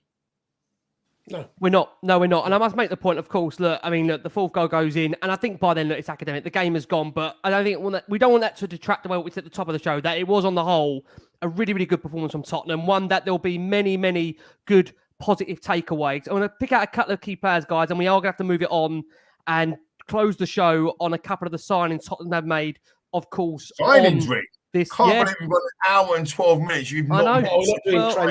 I have tried to keep it on the game. No, Jay, just a quick glancing mention of them. Not too long at all, as Crackers beams a smile there. Pat, I will come around to you, just picking out a couple of individual players that we're yet to discuss. Manor Solomon. Look, being honest, I think he gave Barca some decent problems down the flank. He sent a shot wide. I'm seeing a lot of people already maybe making the assumption that have we got another Lucas Moura where it's a lot of production, but maybe less end product? I mean, I want to remind people that if you look at the run he was on for Fulham, the guy scored about 4 or 5 games in a row. And I think, again, I want to make this point with Solomon, that he's going to be around better players. So if he's around better players, you'd like to think the input, the output's going to be even better. So early stages, Pat, what have you made of Manor Solomon for you in a Tottenham shirt? Yeah, he's looked good. What's wrong with people, man? Honestly, he's not going to, I mean, today he was okay. He wasn't amazing, but he didn't look out of place. It was quite annoying because when he took that shot where he kind of pulled it wide, I feel he was in two minds because he was obviously, we wanted the penalty, but he should have just tucked the ball away. He had the chance, literally one-on-one with the keeper, just tuck it away and then worry about if the ref's going to give it afterwards. So he was almost in two minds. Do I appeal? Do I take the shot? Kind of pulled the shot wide and then he ran to the referee, and no one's really going to give that in a friendly. The guy had his back to the ball and it wasn't, it was a bit harsh to then give that. But I thought he was good. He's direct. He likes taking his man on. He's very good at intricate play around the box, creating triangles, moves people around. Good player. He's only played 3 or 4 games for us. So obviously, as he gets to grips with his teammates and understands the system and settles in, you're going to see a very good player. And in fact, we picked him up on a free, even I shouldn't really mention the transfer fee or the lack of it. I think he's a good player, man. Provides very good depth, allows us to rotate. He can play on the left wing, he can play as a 10. He moves around a lot. And the thing I like is that they interlink really well, as in Maddison, Solomon, LaSalle. So you can find them in all different places, which is good. Shows he's got ability. And yeah, I don't really understand this whole Lucas Moura. Completely different player, so Lucas Moura. Even the way he dribbles and attacks. Yep. It's strange. It's like people are looking for faults already. We're 3 or 4 games in. It's only preseason. Just relax. I mean, it's crazy. But yeah, that's what I'll say. I think he's a good player. I think he adds a lot of quality, a lot of depth. And yeah, just let him grow into the team. Yeah, that's fine, Pat. I mean, finally, cracks in terms of the team that played tonight. Richarlison, just want to give him a quick mention. Shot deflected wide after just a quarter of an hour. But let's be honest, didn't see much of the game really in the first half. Second half, just things weren't really falling to him. I mean, this was a really, really, you'd say, big season for Richarlison. And look, again, when you look at the fact of what's to come with Tottenham, and we've still got this undecisive situation around Harry Kane, I would like to know from you, Richarlison-wise, what you've seen from him in this pre-season. You know, we've seen a couple of goals against the Lion City Sailors, as I try and say that in a straight face. Where are we with Richarlison, in your opinion, for the season to come? Tough. I think with Richarlison, Kane's his biggest problem for 2 reasons. One, Kane being so good probably makes him look worse than he actually is, you know, because Kane just is quite ridiculous with how good he is for us.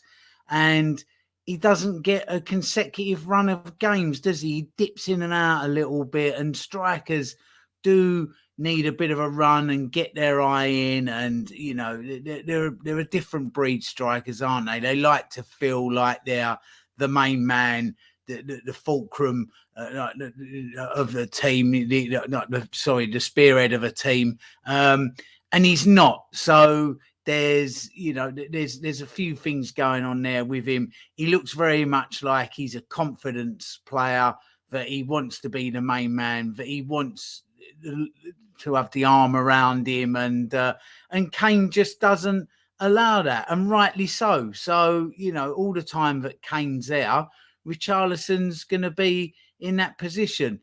If Kane goes and he comes in, will we see a different Richarlison? We don't know. That's another one, you know, for the crystal ball, that he gets that few games run. He's certainly got it in his locker to do it. He just probably needs a bit of a run at it, to be honest. And, you know, scoring against the Lion City Sailors, you know, it's that again, there's another problem, because you go and do your job against a team like that, and it almost works against you, doesn't it? Because you've just, you know, scored against a team like that. It was a bit like when we went up to in the cup, and we went up to Marine, wasn't it? And it was a lad that scored up there. Divine. No, Divine. No, Vinicius. Yeah, Vinicius. Yeah, and, you know, and he done the cross arm thing and that. And, you know, as Roy Keane would say, that's your job, you know, to score. And everybody went, oh, you know. So again, it was just that he got, you know, hoisted by his own petard because he scored goals, but because of the opposition. So there's a lot of things going on. Richarlison, I don't know. I'm really undecided about him. He seems to have escaped a lot of the stick for the, you know, I know players don't set their fees that they come in for, but he come in for 60 million, where Ndombele came in on similar money, and Ndombele gets absolute pelters, and you may say rightly so. And Richarlison kind of hasn't had those, but he's not had the same sort of chances as Ndombele either, has he? So, you know, I don't know. I'm really undecided with Richarlison, to be honest. And I'm now about to get an absolute volley off of Victor Meldrew there at the bottom right of your screen. Can I just say, Jace, on this point, obviously, when you look at the fact that the players not involved tonight, one of them, of course, being Tungi and Ndombele, you would imagine that's the end of it, Jace. Do you want to say the final words of Ndombele on this podcast? Is it done? Done? You know, well, this will be the 8th manager in a row that doesn't fancy him. 5 at Tottenham, Didier Deschamps, the Lyon manager and the Napoli manager. You know, nobody's wanted to keep him. Napoli won the league. He barely started a game. He was a part of their title-winning side. They've sent him back. You know, it says everything. I mean, the funny story is, I mean, the carnage of that game in Bangkok, where you had a monsoon and such, all that the players were able to do at the final, and on the match day, was do a lap of appreciation. They literally just walked around the pitch, and Tongi had to cut across the halfway line because he could only manage half a lap, and that just sums him up. And I sent a message to you boys the other day, didn't I? Wait, hold on. Are you being serious, Jace? Is this serious? You're not bantering. No, seriously. He could manage half a lap. Serious, mate. Half a lap. I mean, Jesus Christ, half a lap of the pitch. He had to cut across the halfway line because he couldn't manage to get all the way round. And I'm not joking. Honest to God. You said to me the other day, Rick, let's be honest, is our club record signing. Yep. He's completed 90 minutes for us in the Premier League in 4 years, 12 times. And we've won just 3 games that he's completed 90 minutes in. That is and that's for the club record signing. And yet there are still people out there that want to give him another chance that the 8 managers who've had him have looked at and didn't fancy giving him the chance. So let him continue to be a FIFA superstar. Let him continue to be a football manager superstar. But please don't waste our time by putting him in our shirt ever again. Jace, I want to quickly just address just where we are on Harry Kane, and we'll just give everyone a couple of minutes to do that, and then we're going to come on to where we are with regards to these couple of signings Spurs have made. Rick, should we put Jason down as a maybe on? Yeah, I think maybe was it Charles? So let me get. You want to keep him for the League Cup and the FA Cup? What you said about Richarlison, Crackers, I'll agree with you to a degree, but at least Richarlison looks like he puts a bit of effort in. Totally agree. He does try something. It may not be coming off, but even with Gio, I mean, I've been critical of Gio, but he does try to do things. But Tongi's attitude, and I think sadly for Tongi, I think it's probably a little case as well that it's now so long since he was a meaningful footballer. You can't just flick a switch and get it back. No. You can't. And if new managers that when they arrive take 1 or 2 looks at him and think he's not my man, and they make that decision quickly, you know, that tells you a lot, doesn't it? You know, when he came into a pre-season under Nuno, and Nuno said he's unplayable. I mean, you should be playable for a new manager. You should think, new manager, new start, I'm going to bust my what's-its to get a chance, and yet they instantly all take a look and think, not for me. I shouldn't be laughing. Jose broke COVID rules to try and get him fit. Not for me. I mean, there's only so many chances you can have, mate. Yeah, and I've got to say, there's many people like Tanguy Jemba. That's his new name. Tanguy Jemba. There's so many people that says, why is Jason so right on these things? Mourinho and Ndombele, Alderweireld. They remember Jason 6-7 years. People remember all these debates. Daddy Rose. God, you do remember. Pay what he wants. Pay what he wants. Pay whatever he wants. That was 6 years ago. What we are going to do, look, we are going to go for our final break of this show for our listeners and audio. There's still, unbelievably, look, there's about 1,400 to 1,500 of you still watching us live on this last one on Spurs. For the sake of all of these guys' sanities, we are going to look to try and close it in this segment. We're joined by the brilliant Lee McQueen, the superb Richard Cracknell, the ever-listenent Patrick Tyrant back on, and Jason McGovern making his return. He's ancient. Well, yeah.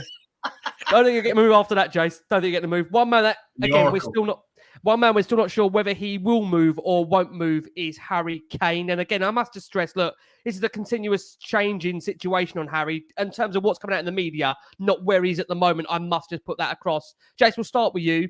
Fabrizio Romano has just tweeted, it's a crucial week for Harry Kane. And I'm not trying to troll you here. Harry Kane's camp has communicated that they want the deal to be decided by this week. Kane doesn't want to leave after the start of the season. If the deal doesn't get done by Friday or Saturday, it will collapse. Let me ask you, not to refer to that tweet, but where you are in your mindset, Harry Kane, will he be a Tottenham player come the end of this window? Gut feeling, yes. Gut feeling, yes, because I think it's still a case that Bayern still haven't come up with 100 million quid.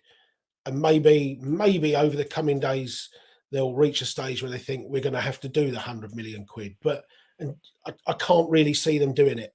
So when they talk about the Brentford game, I think it's earlier than that. I think you start preparing for the Brentford game tomorrow. I think by Thursday, you're pretty much picking the team. I don't think they want to make a late change to the team on Friday lunchtime, Saturday morning type of thing. So, and actually, I don't think H is really he may be open to the move, but I don't think he's really pushing for it in the way that he quite wanted the Manchester City move. You know, for me, I think he'll still be here now for the rest of the season.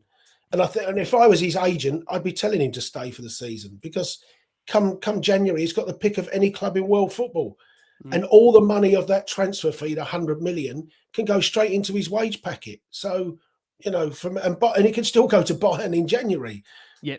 In that respect, sign for Bayern, but with all the money in his pocket. I just think the feeling is coming around to you, Lee, is that maybe for Bayern, they may feel this opportunity won't come again. In terms of January, there might be obviously more interested clubs. In the summer, there's obviously a free reign for anybody to bid. Just quickly for you, because we don't kind of derail the whole show, Harry Kane, where do you think we are at, and what do you expect to happen with regards to Harry Kane and Tottenham and how this plays out?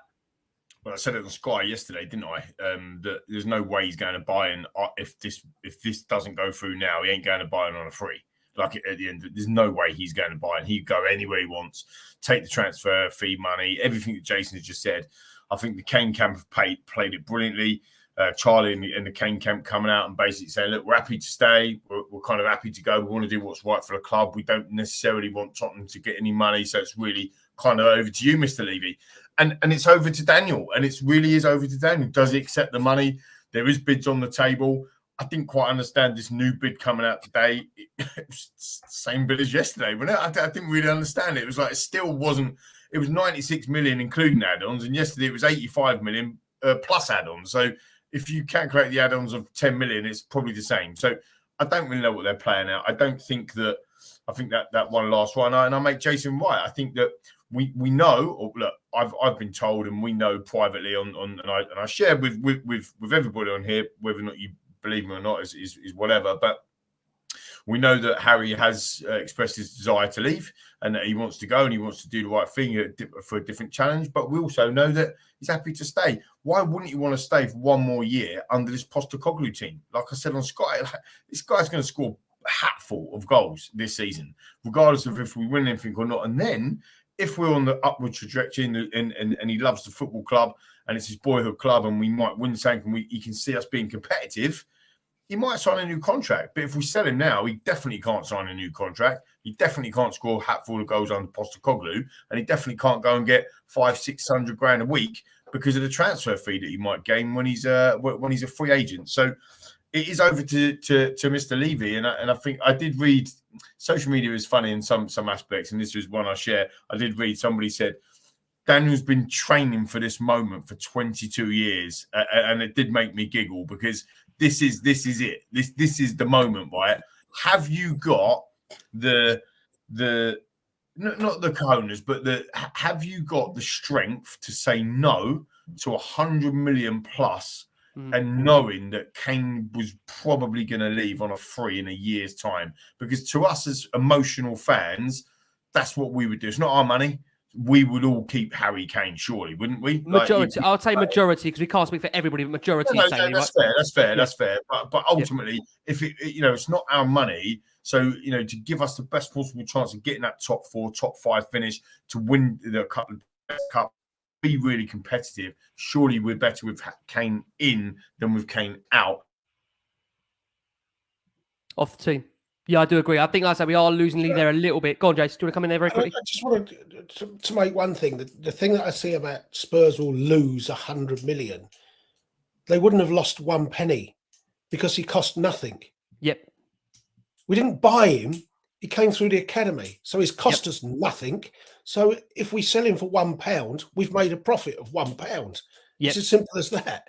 So you might miss out on an opportunity like you bet. You've decided to cash out at Bet365 or whoever your preferred better is, but you never had that money in the first place. So you haven't actually lost that money. You've missed an opportunity to get some, but you haven't actually lost a penny by turning down a £350 million bid for him because he cost you nothing in the first place.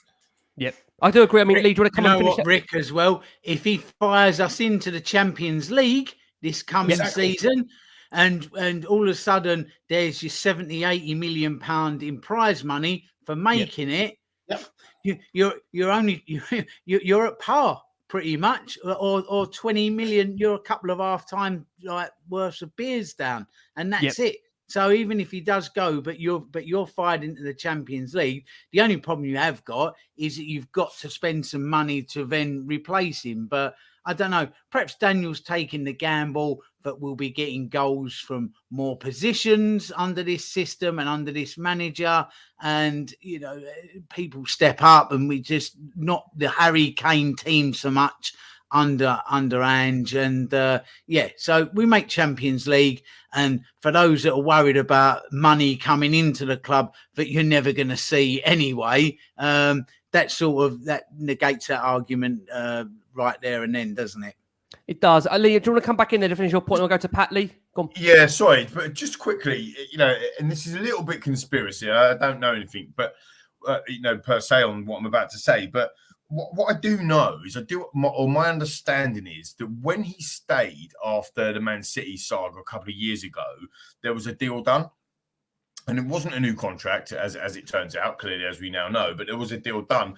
My only worry is that the reason why Daniel set this bar, even if he set this bar, because we don't ever hear from Daniel, do we? So he's never actually come out and said, like, this is just media talk. It's 100 million or 125 million. We don't actually know what it is, because Daniel in his mind would be like, well, I'm not selling him, so it's nothing. But there may be a situation where he and Harry have had a conversation to say, look, if Bayern come in and hit this figure, whatever it is, so that's the 100 million, then you can go.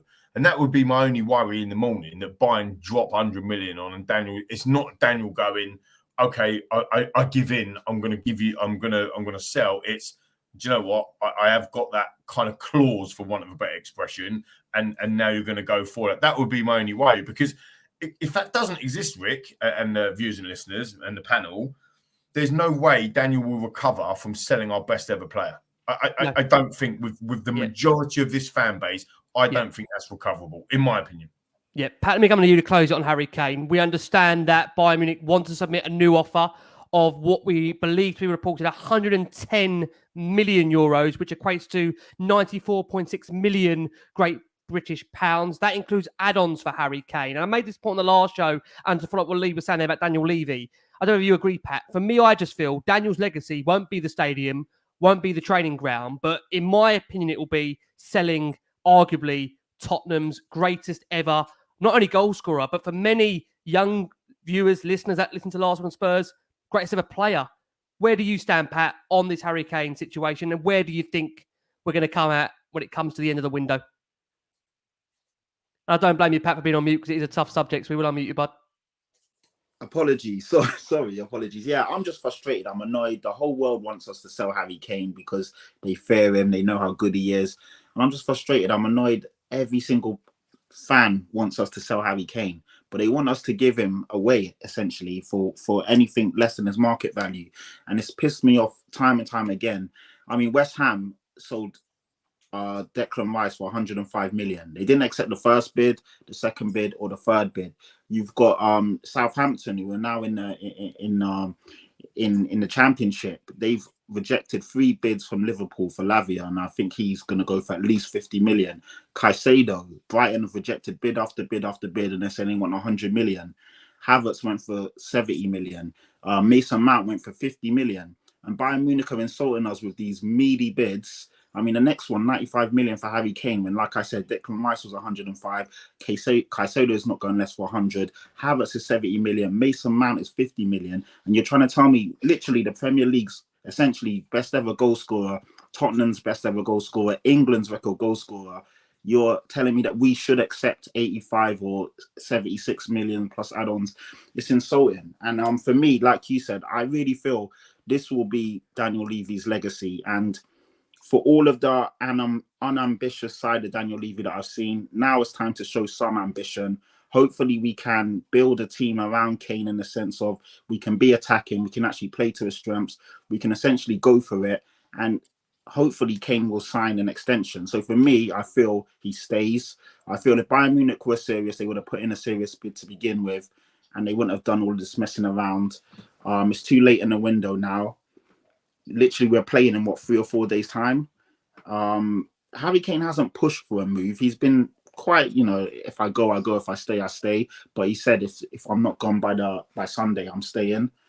And I just feel now that, I feel that people are worried because Harry Kane is such a game changer. He's such a good player. By himself, he's an extra, 20, 30 points for Tottenham Hotspur.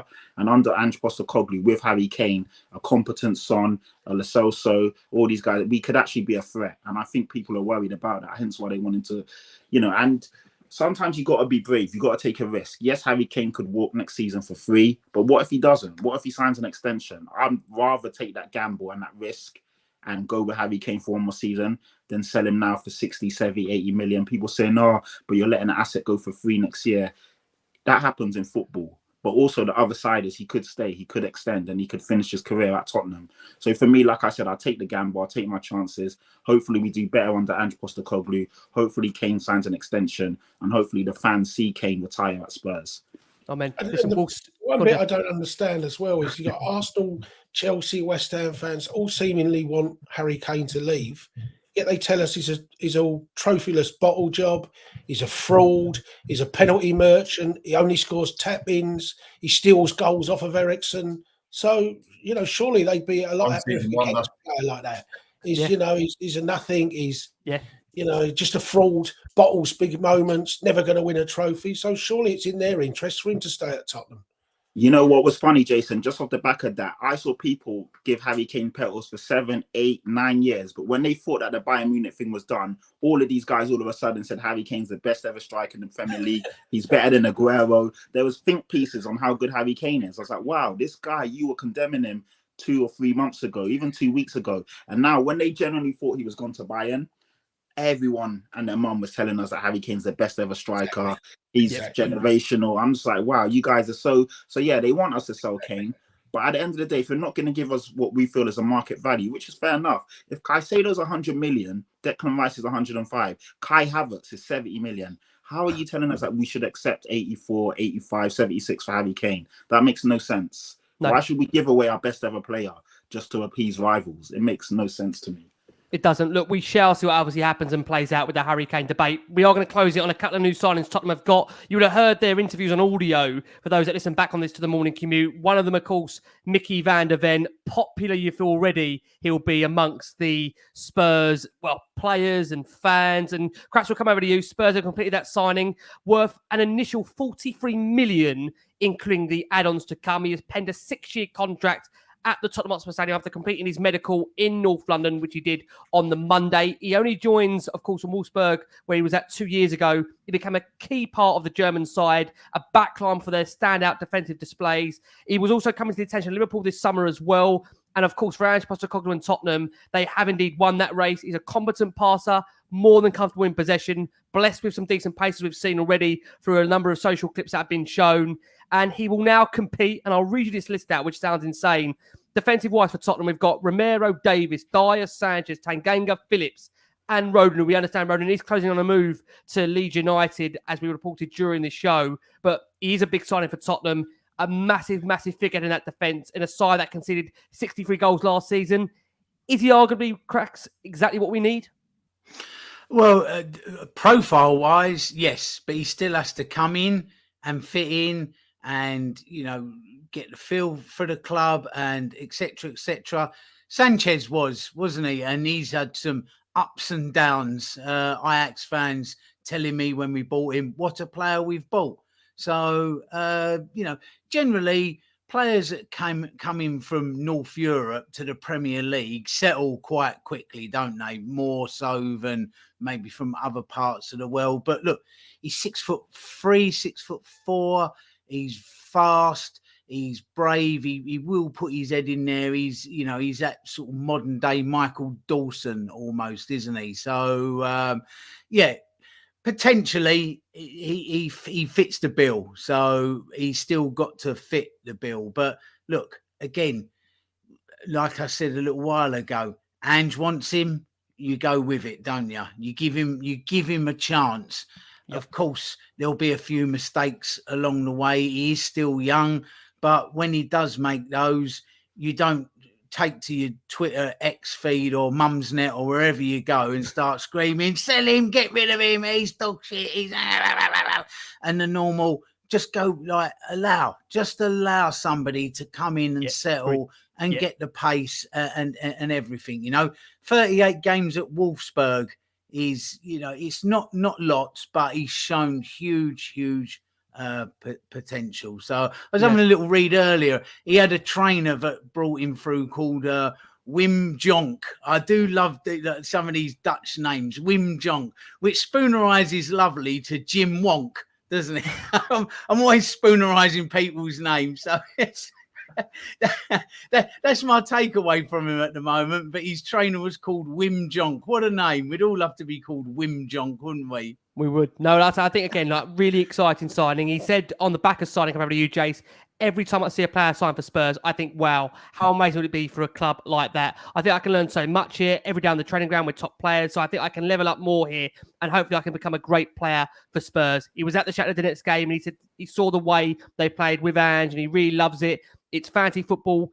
It's exactly what you want. There's so much quality. He had goosebumps every time when they heard the Spurs fans singing, "Come on, you Spurs," when, of course, we scored. Jace, I don't want to go overboard. We've been waiting a long time for you to have competent centre-back to join.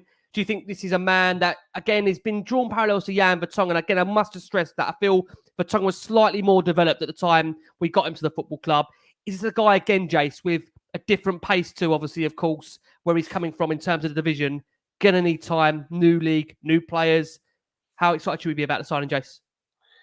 Well, I think, the pace is what is standing out from social media. And obviously that one clip where it's ridiculous pace. And I think he's up at Mo Salah's type pace, which we know is expressed. So that's in his favour. But then the rest of it, as you say, it takes time. It takes adaptation. We'll see him targeted at Brentford, no doubt, if he plays there. We'll see other elements of his games really targeted. You've got a player that alongside him can be a little bit rash at times, and he may well have to form an understanding with somebody that dives into tackles and things like that. So, but I think we all know we needed a fresh start because it was Stow in there, and I think there's just that negativity, whichever of our centre halves plays, there's that negative feeling. At least it gives the crowd a boost, but the proof is in the pudding, mate, and we'll see where he is after the next 50 games. Yeah, I agree. And just on that point, I mean, Lee Postecoglou has spoken actually tonight on the back of him signing and said, look, he's been a player that we've been onto for a while. Just a great profile for a centre-back, particularly for the way we want to play. Physically, he's quite commanding. He's got a real presence about him. He's a left-sided centre-back, which helps in the structure of the team.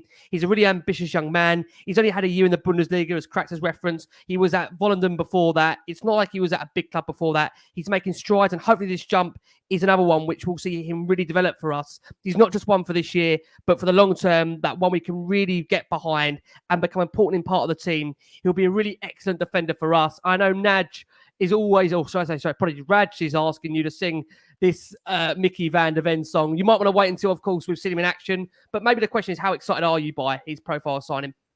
I'm excited. I'm just trying to work out, Raj, whether or not to what tune do I do that for? Is it the Ole Ole Ole tune? So I'm happy to sing it, but I just can't get the tune in my head. So I might need my. If you're singing it, I'm turning the thing off. I've heard you sing before.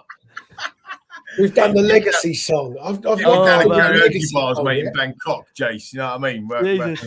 Get the didgeridoo out. Play that. That's it, mate. That's it. I didn't bring him with me, to be fair, the old ditch. Mickey van der Ven. I'm mega excited about this guy. Absolutely, and I am getting carried away because why not? Why can't I get carried away? It's my football club as well. I'm going to get carried away with him. He looks like a beast. He's absolutely rapid. He speaks brilliantly. Future leader potentially. People are saying that know him well. I think he's the exact profile that Postecoglou likes. Come through the ranks, essentially, like hard work, determination. I loved his interview, which we've all seen and heard, and the viewers and the listeners will have that in their audio break as you reference. So I'm really excited. I'm like Ant Costa. I'm like well baffled as to why he's got 37 on the back of his shirt, which is utterly madness. And I know love the pants off Ant. Ant's having a rave up, mate, from basically these shirt numbers that we're getting. So I'm like, I don't know, I don't get the 37 either. But I agree with Jace around, picking up some of the bits or the scraps essentially that that when Romero pushes up, when he's aggressive tackle, and he might miss time one, and the ball comes in behind, or like we saw today, that recovery pace even from Sanchez. I mean, this guy is a defender. Crack has mentioned it. He does remind me of an old school defender who loves to defend. His absolute job is to defend and let no one get past him. And I love that. You know, aerially, he brings that to the game as well, which arguably you could say that we've been missing. And you know, Rick, I've said this for years and years. Is it the balance that you get? In my opinion, and Ange mentioned it earlier when you referenced what he was saying after the game, but the balance you get with a genuine left-sided player there. We, like, for example, today we didn't have a genuine left-footed defender, did we? And you know, not only have we got the faults in both of them central defenders that are very well documented, but one of them isn't a left-footed either, and one of them was playing on the left side. So, so you know, to get that balance, like the Jan Vertonghen, and that's why, you know, he's young, he's up and coming, he's you know, he's genuinely left-sided, and he's that's why there's some comparisons to Jan. It's a long way to go, but I am getting carried away because I think he's going to be absolute baller. So, and I think he'll bring the best out of Romero. I think them two together will play well. I think what comes behind that, what we was talking about earlier about, you know, different centre backs. I think you have to correct me here, but if is Tosin left-footed? I believe he was. I think he was left-footed. I might be wrong, but I believe he was a left-footed profile of player. Is he dead now? You're saying he was? Well, from what I understand, the last we heard was that Monaco were in advanced talks, and he was very, very keen on the move there. So, he's not around anymore. Oh, right. I thought you said that. No. I just think at the moment it looks like Spurs. I hate to say this, I wouldn't be surprised at all if they go back for Longley. You know, there's been talk obviously this evening that they've been having a meeting. I wouldn't be surprised. I mean, again, it's a free trade. It would have been one that will get a minimal fee for. Why are you so surprised, Jace, by that? Because we want pace. Because that's one thing Longley hasn't got. Yeah. And we've just bought a bloke with an express pace, and Angie's saying we're susceptible to the counter-attack and the profile of player we're looking for, and Longley doesn't fit that profile. Again, I just think at the moment they might argue, and I hate to say this again, don't shoot me for saying this, they've got, if he does keep Sanchez, which again I would hope would be unlikely, Sanchez and Van der Ven's pace, they might feel they've got enough there in the squad. I hope not. I really, really hope not. I mean, I don't want to be rude. Longley wouldn't be one that I'd want to see come back to the football club. I just think, and people have said this before, and Ali Gold from the show has said this, that he's been really, really well respected in the dressing room. He fits in quite well. He loved his time at Tottenham. And again, the fact that he can be bought for a minimal fee, Jace, I think that's my only reasons why I might see Spurs revisiting that between now and the end of the window. How much money are they going to really spend, Jace? You've got to ask yourself, on, of course, another centre-back. That's the key. Well, it's take the money away from it and go back to what Jay said, because I don't disagree with what the club might do, because that's classic the board, isn't it? Classic, we can smell a deal here. But go back to what the key point is, which is we need pace. We do not need... And he's not got it. It's nothing against Clement Longley. We just don't need Clement Longley in this system. When we're defending past our halfway line in the final third, we do not need Clement Longley chasing back. And if Van der Ven takes a little while to get into the game or to the swing of it, or if he's got a knock or whatever it is, the understudy to Van der Ven needs to be, again, this is my opinion, but it needs to be a genuine left-sided centre-back. And a lot of people in the comments are saying Tosin is right-footed anyway. So this is my problem with Tapsoba coming in, brilliant defender or whatever, but also right-footed.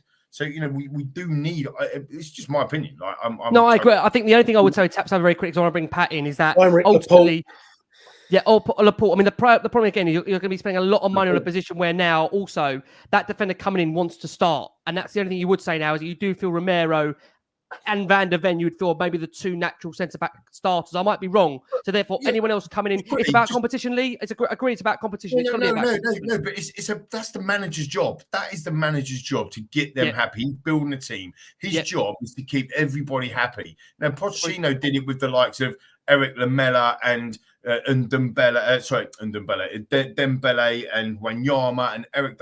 No, when they were playing in that, and Ericsson in that front three, front four, Lamela, Ericsson, Son, he kept him happy. Dele, Kane. That's why working with a small squad. But that's the manager's job, and he'll have to sort that bit out. But we can't go into a season going, because they're the first choice, they don't want to play second. No, I agree. I agree. 50 amazing centre backs. Like, they're all not sitting there moaning, are they? No, Do you know what listen, I mean? I don't disagree with what you're saying. I think, again, it'll be interesting what they do. Pat, if I can come round to you. I'm without you, Rick. I'm just No, it's fine. No, don't be silly. Absolutely fine. Listen, needs to change their mindset on that, in my opinion. Again, that's a mentality change that we all champion at the football club for sure. Pat, I can come round to you. Van der Ven, look, he finished top for both passes per game and pass success rates of 50.5 and 88.3 of all Wolfsburg players last season. He blocked more shots than any other under 25 player last season in the Bundesliga. He's coming with a pedigree. If I can ask you, Pat, your thoughts on him. And of course, Spurs also completing the signing of highly rated striker Veliz from Rosario Central. He made the move from Argentina today to Tottenham Hotspur. He joins for a fee of 30 million. He also pens, respectively, a 6-year contract. Pat, initial thoughts on those couple of signings for you? Yeah, Van der Ven, fantastic. We needed a left-sided quality centre-back. Obviously, as you guys said, he's got pace to burn, looks solid, looks like he loves defending, and he will allow us to have much more freedom and flexibility playing now, because obviously the other centre-back can push up, the full-back can push up. We know he can cover. You'll see a much better Romero next to him as well, because Romero will also have a quality player next to him. And I just feel it's someone that we've missed for a long time. Just two quality centre-backs playing side by side. For me, I still feel we need another one. But of course, we've got so many defenders on the books.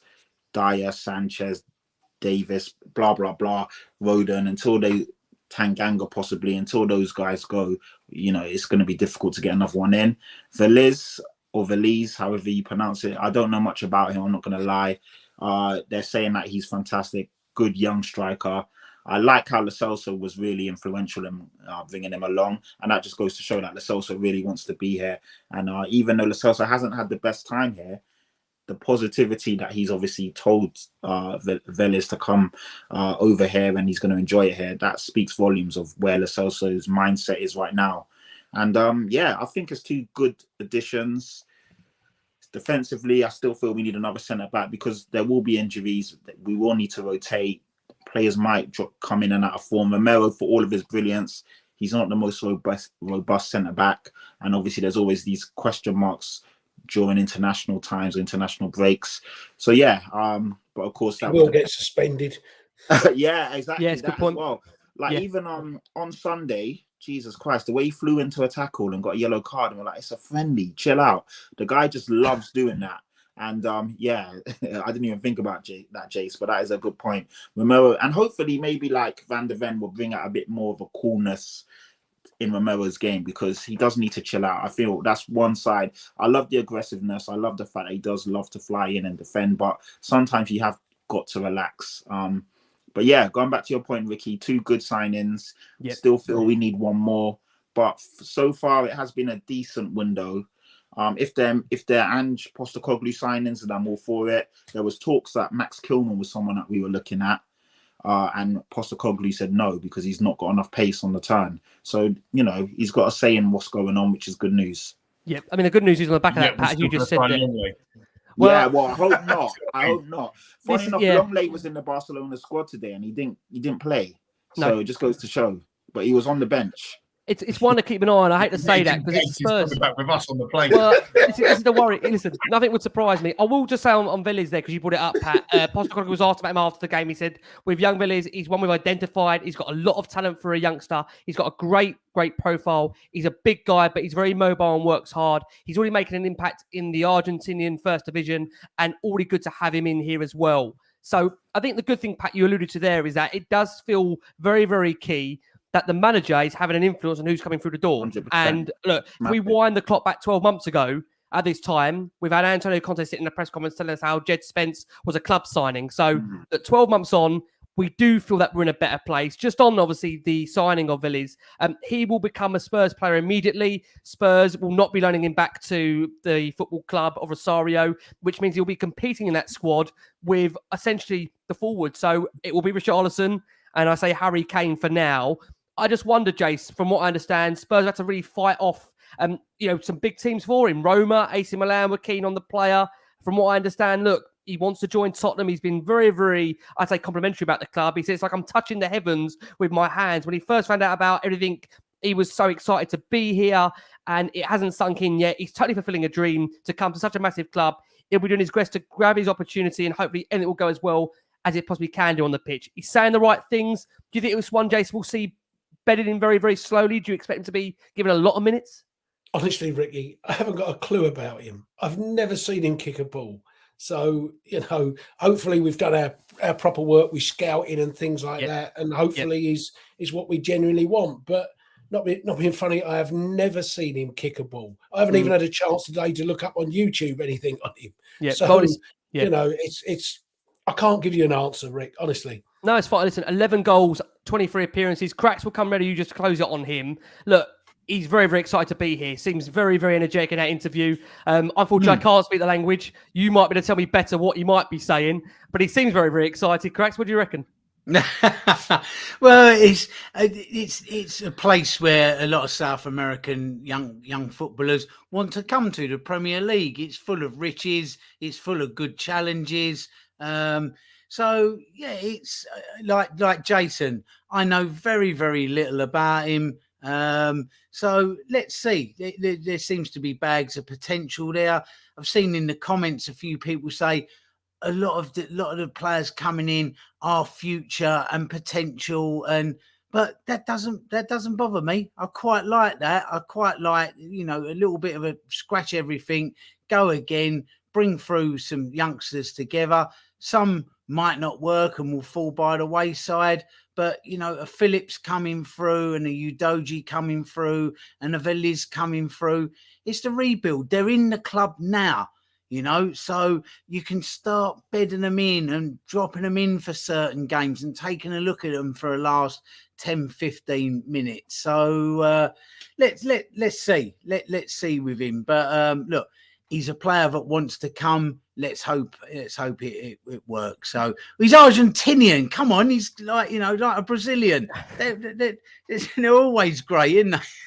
I do know, Rick, is Rosario. Looking at Veliz earlier, a couple of bits on Wikipedia. Rosario just played a team called Chaco Forever. That's actually what they're called, Chaco Forever, which just sounds like what some kid would write on their school books when they have a crush on somebody in the 70s, doesn't it? Chaco Forever. Debbie and Debbie and Chaco Forever. Not as great as team name as Botswana Meat Commission, I'll grant you, but Chaco Forever is a fine name for a football team. It is indeed. Look, guys, I want to close it before I do. Just a reminder, we've now got territory here. I'm telling you, we are. I feel it coming on. The longer this goes on with these one-liners, I don't know where we're going to end up. We will bring that back. We've got to bring that back at some point. I promise. Pat's not been on a Crackers shit quiz. He probably thinks, "What the hell is that?" Pat, you will at some point see that. We might be saying that some of the live Last One on Spurs shows that we bring you. The Spurs squad currently stands at 39 players now. That's unbelievable. With those two signings, 39 players that we expect Roden to go out. It looks like he's going to join Leeds United. But apart from that, really, I mean, look, apart from the obvious name that we all know about what's happening, there's a lot of business Spurs need to do between now and this window. You've got to bring that squad down. I think Arteta, and sort of bring his name up, I think he actually said when he had between 25 to 30, that was unmanageable. So, but, when you look at the numbers Spurs have got, they have to bring that squad down between now and, of course, the end of the window. Finally, go on. Someone coming in. The names there, Ricky. Look at some of the names there. Lloris, Sanchez, Spence, Dyer, Rodon, Reggie, Ndombele, maybe Perisic, although there's a lot of love for him tonight. Parrott, Devine, maybe on loan. Højbjerg for some cash. You obviously got the Harry Kane situation going on. It's not about getting players out to bring players in from a money point of view. It's actually just to get players out. I agree with Pat in a sense of the window would be quite good. I think you said it earlier in the WhatsApp group, if we get another centre back in, possibly another midfielder. But the window won't be good unless we get a lot of these players out. We got to get some room in this squad. You can't have 39 players. That's when you do get what you were referencing earlier, Rick, about kind of keeping people happy and all that sort of stuff. That's virtually impossible for the manager.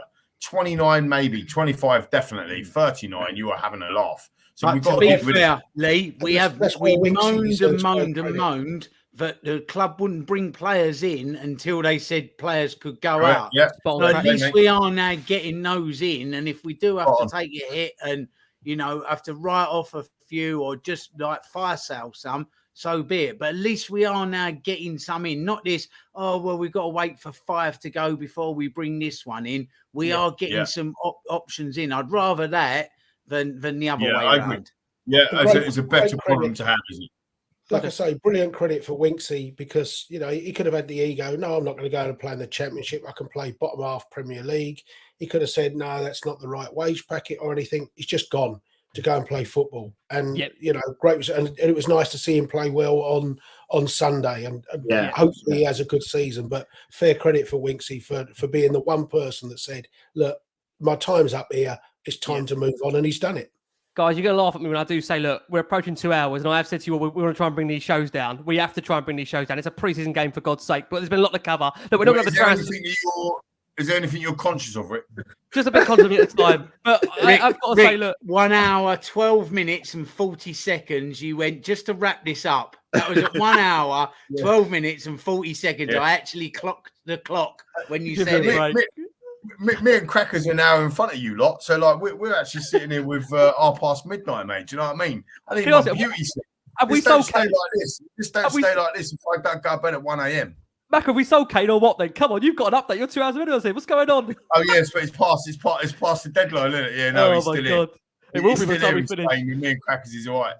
The final point I want to make is Postecoglou was asked, the final question of his press conference was, and are you ready and happy in terms of what he's seen ahead of the start to the season of that first game ahead of Brentford to come? He said, I don't know how to take this. I think he obviously means it in tongue-in-cheek. It's irrelevant. We've got to be ready. It's not going to wait for us. Come Sunday, we need to be ready, and we will be. A defiant message from Ange Postecoglou. So what I want to ask guys to close it is, do you think we're ready? And please give us, if you don't mind, your prediction for the season. And we will revisit this, I promise you, at some point when we get you all back together. Pat looks terrified. He's got to come and say this now. But very quickly, give me your thoughts of if you feel we're ready and prediction for the season. Let's go to Pat first. Pat, over to you. They might forget Pat if you go first. Yeah. I feel we're ready. I've actually got us down as 9th. I've played it safe. So I've got Man City first, Arsenal second, Liverpool third, Man United 4th, Newcastle 5th, Chelsea 6th, Villa 7th, Brighton 8th, Tottenham 9th. So a bit of tongue in cheek. So I'm glad I bloody did go with you first. Listen, all I'm saying is that this season, for me, I've got no expectations. I really want to see a good brand of football. I want to see some of the youngsters get pushed through. So your SARs, your Skips, dare I say it, your Dojis, you know, and I just want to see us enjoy ourselves. And if we finish higher than that, fantastic. But I'm not going to come and say we'll finish 4th, 5th. It's a big ask. There's some good teams in the Premier League, you know, City, Arsenal, Man United, Newcastle, Liverpool, definitely better than us right now. The rest is touch and go. Chelsea, I don't know. Aston Villa, I'm not sure. Even, you know, the fact that they've got European football as well and we don't. But I've just got to be realistic. New manager, new goalkeeper, new back line. Kane, is he staying? Is he going? I've put that all into contention. So, yeah, I've put us 9th. Well, listen, Pat, I think on that basis, the only way's up. Patrick, I can appreciate what you're saying, but when you say, I've just got to be realistic, Aston Villa are finishing above us, put your head in a toilet, boy, and have a little wobble. Because Aston Villa will be nowhere near where Tottenham finish at the end of the season. I hope not, but they finished above us last season. Unai Emery is a proven manager, quality manager. They bought in Pau Torres, who's a good centre back. They bought in his name Tillemans, quality, and also the other guy, the French guy, who's very good. So you know they.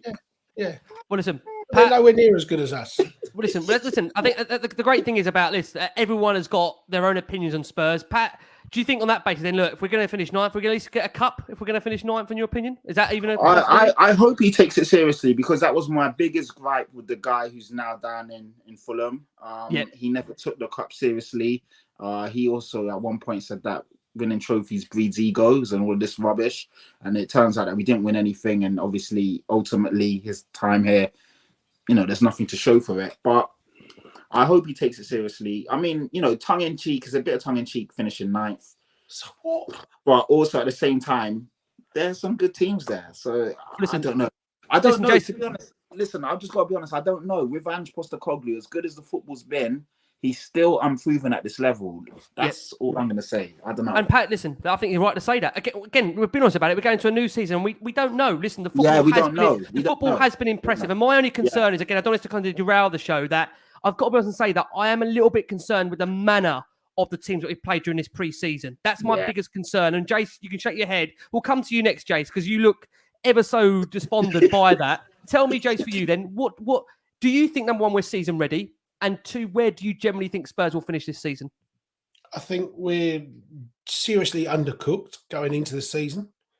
I think we are short of game time, and I think, you know, we haven't got enough 90 minutes into the legs, and a lot of the league this year will be 105-minute games. And you saw us suffering with a little bit of fatigue tonight. So I know Villa beat us twice last year, but Jesus Christ Almighty, please. I think the one thing that why I'm confident about Aston Villa, they've got Europe this year that they didn't have last year. Unai Emery takes the Europa League really seriously, and he will go all out to win the Europa League. And then come that second half of the season, when it's Thursday, Sunday, Villa will struggle as West Ham struggled with it when they were in the full spot and just plunged down the league. And last year, West Ham took Europe seriously. Brilliant for them. They ended up winning the European checker trade, but they finished in the bottom half. Please don't tell me Aston Villa will finish above Tottenham. I think Tottenham will finish no lower than 6th. I think there's a really good chance without Europe, with time on that training pitch, with a new impetus, playing on the front foot. I think there's a great chance for us to finish within the top 5 positions, and that's Champions League football. But I definitely don't see Tottenham any lower than 6. And I don't think Newcastle have done anywhere near enough to compete seriously in the Champions League and for a top 4. That's no disrespect to Newcastle. They've definitely made improvements, and the signings they've had are good. But it's an entirely different thing to be playing Champions League and going for a top 4. And there's nobody at Newcastle that has experience of doing that, including Eddie Howe. And I think it will be a big season for Eddie Howe as well this year. Agree. Listen, we're going to go to Cracks and we'll go to Lee, and we are going to close the show. Always a fascinating listen. Sorry about the time, but there's so much to try and cover during Last Word on Spurs. I can't believe there's still over 1,400 of you watching us live here. Again, thank you so much for your incredible support. Cracks, we'll go to you, then close it with Lee. Cracks, for you, are we season ready? And if we are, what for us? I think that given what I've seen so far of Ange, seeing how he's got them playing, seeing how they've bought into him as well. They all seem to have bought into him.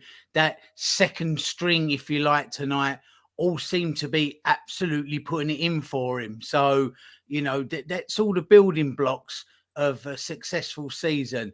And, you know, I think, there's a comment on the screen now. Villa, Newcastle, Brighton have got Europe, and every team newly going into Europe, which all 3 of those do struggle. They do struggle to get that balance of Premier League and Europe. So I'm really optimistic, Rick, and I think that we can make that top 5, 6. I really do.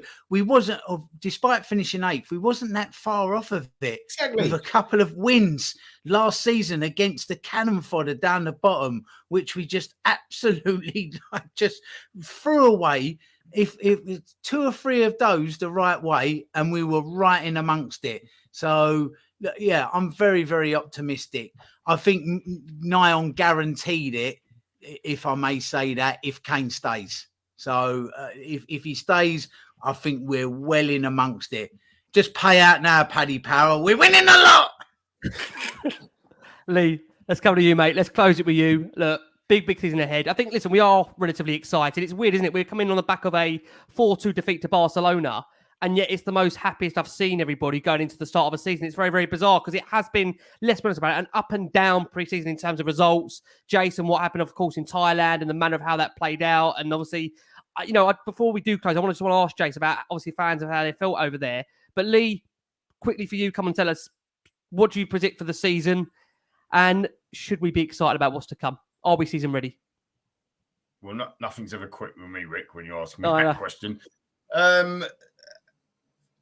Look, 62 points over the last 12 seasons gets you 6th. 68 points gets you 5th. and 72 points gets you fourth. I cannot have said that like less than 100 times on these shows. I say it every single year. Forget anything else. Play the table. Forget everything else. Play the table. So, are we capable with Maddison, just with Van der Ven, just with Basuma as like a new signing, and getting 2 more points than that utter shit show that we had last season? That's the question you got to answer, right? That's the question. Forget Villa, forget fucking Ipswich Town, forget Norwich City, forget them, right? Have we got the ability to get 2 more points from that shit show that we had last year? And clearly the answer is yes. Then you've got to ask yourself the question, hang on a minute, can we get 8 points? And that's when you start going, yeah, okay. And that will get us 5th. So I'm going with top 5. I think it's totally within our grasp. And the reason why I say that is because I think we've got a manager that is playing some ridiculous front foot football. We will lose football matches. By the way, we lost 14 football matches last season, 14. Yeah. So we will lose football matches under Ange, but we will also win. We're not going to go away to Wolves and lose 1-0. It's not going to happen. Like, I was there last year, 1-0 loss. We're not going to go there this year and we'll lose 1-0. We're going to go there and batter them like 5-1. But we might end up getting absolutely ruined like we did like versus Newcastle or like a Liverpool or whatever it might be. We've done the double over Brighton last year. So whoever mentioned that Aston Villa done the double over us, well, what does that mean? Does that mean that we're finished above Brighton? Because we've done the double over them, but they finished above us. It doesn't work like that. What it works like is, can we get 62 points or 68 points or 72 points? Top 4, by the way, in case you forgot, 71 points this year. 71 points. And by the way, and Crackers, you called it a minute ago, we finished on 60 points. And in the last 5 games, we lost 3 games. One of them, I bet we've even forgotten. One of them was the 4-3 defeat to Liverpool. Do you remember that utter mentalness that was going on? The other one of them was the 2-1 defeat to Aston Villa, went bye-bye to old Stellini and whatever. And then we lost, obviously, at home to Brentford. And Bournemouth. I'm talking about in the last 5 games. What I'm saying here is, Jace, clearly, even in the last 5 games, we had the opportunity to finish in the top 5. In the top 5, in the last 5 games, that shit show. And there was so much wrong with last season. The Conte situation, the Stellini situation, the Ryan Mason situation, just utter carnage. Then the Paratici situation. There's no way that we're going into the season like that. So when you say, are we undercooked? We might be undercooked for a few minutes in our legs, but we're definitely not as undercooked as what we were towards the end of last season. Does that make sense? So I'm more comfortable. And the reason, the overriding factor for me is that we're out of Europe. We're playing 1 game a week. The training pitch situation, like Jason Crackers mentioned as well. I'm supremely confident that them other teams, Arsenal have forgotten how difficult the Champions League is. I'm not saying that we're going to finish above Arsenal before they start trolling me. They're way ahead of us at the moment on their trajectory, so fair play to them. But they will not go and get 84 points again with Champions League football. That is really difficult. And Newcastle, I totally agree with you, Jace. 71 points they got last year. They're not getting 71 points and Champions League football. It's not happening. It's not happening. So I'll give us a good chance, Rick, for top 5. Okay. Do you know what? I'm more worried. I'm more worried about Brentford than I am, say, Aston Villa or Newcastle or somebody. Or I'm more worried about Wolves than I am, because those 3 teams will embrace Europe. They've got to totally embrace Europe, not just going. Liverpool will go into the Europa League. They can rotate in the group game. It'll be, we're playing a crap team, not fussed about it, Liverpool. They'll play Tsimikas at left back. When Brighton play Hoffenheim, when Aston Villa play Real Sociedad. He's playing in Regulon, by the way, huge games for Brighton and Villa. And they'll be playing their best team in all of those games straight away. That's a massive ask, emotionally, physically, mentally, everything for them. The travelling back, the travelling around. They're not used to that. They've got nobody with the experience of doing it. It's a massive difference for those 3 clubs. And I think they'll struggle to finish above the likes of Brentford this year, let alone struggling above Tottenham. Well, I know you want to go, Rick. I'm so sorry. You were actually back to me. Such a good discussion. Listen, the way it's going to go, we're going to be here for Brentford. You might as well stay on, boys. That's discussion, though, isn't it, for the viewers and listeners as well? Because, again, look at the defence, right? And that is such a huge thing for us. We conceded 63 Premier League goals last season. Even if we eradicate, and we've just been talking about balls over the top, and we're probably going to be, defensively susceptible to that. Even if you took out maybe 10 of them goals, 12 of them goals off of that conceding, we're going to get more points, like just by the law of averages. So I just don't think that you can go. You could also have the argument, well, shut up, Lee, what you on about? Because we scored 70 goals, we might only score 60. I understand that. But again, the law of averages is telling you that you're not going to score 60 goals in a Postecoglou team because you're going to score more, right? And we've already proved that, So that's where I'm coming from. Hopefully that has given us more confidence. It's not rose-tinted glass. I'm just looking forward to it. Until the first game, we'll get absolutely ruined by Brentford. I think the good thing about these last 20 minutes is that Pat's going to get away scot-free. No one's going to forget what Pat said. And now Pat's going to get people come up in the street saying, I knew you put it in the top 5. It'll be all right. Pat said 9th, by the way. 9th. Listen, I've got PTSD from last season. I predicted we'd finish 3rd and have a real crack at it. And we finished 8th and we were absolutely shambolic. The poor guy doing last one on Spurs in the Cellini era. Can you not blame him for being a little bit scarred? I mean, come on. What a way to do the show. Come on. And everything you guys said, it makes sense. It really does. But also, these teams are good, man. You got to respect them. I mean, I hope I'm wrong. That's fair. I think you got to respect them. We've won 18 games last year. Yeah. So, the Conte rant in March when we drew at Southampton. Yeah, that result at Southampton would have put us 3rd in the table. I know. It's amazing. Yeah, it's incredible. And then came the massive fall off. It became the car crash. But even in March, in a bad season, we were about to go 3rd in the league. Yeah. No, listen, again, what I will say is if we carry on much longer, we will be here for the season review when we haven't even started the bloody season yet. So can I just say, Pat, thank you so much, mate. Love to have you back on. We've got to try and we will bring these shows down for the season. We will. I joke that we will. Pat, thank you so much, my man. Yeah, no, it was brilliant, man. It flew by. You need the cricket back on to get them down. We're clocking 2 hours and 16 minutes. Madness is mad. We've got to bring it down. Listeners on audio want it for a commute. They're going around in circles trying to finish the bloody shows. They just keep rolling on the circle line anyway. What's the problem? Yeah. District and circle line. But no, it's been brilliant, man. Can't wait to be on after the Brentford game. That's when the real football starts. I'll keep it short and sweet because we've been on way too long. But yeah, thank you. The dog walks are going to take ages, man. For people listen to it, they're going to be like, hang on a minute.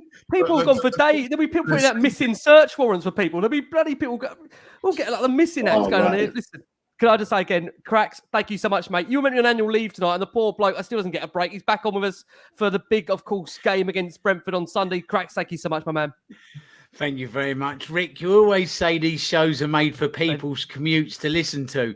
The only person that actually can listen to this on their commute is me when I fly from the Canary Islands to the UK to do some Legends nights.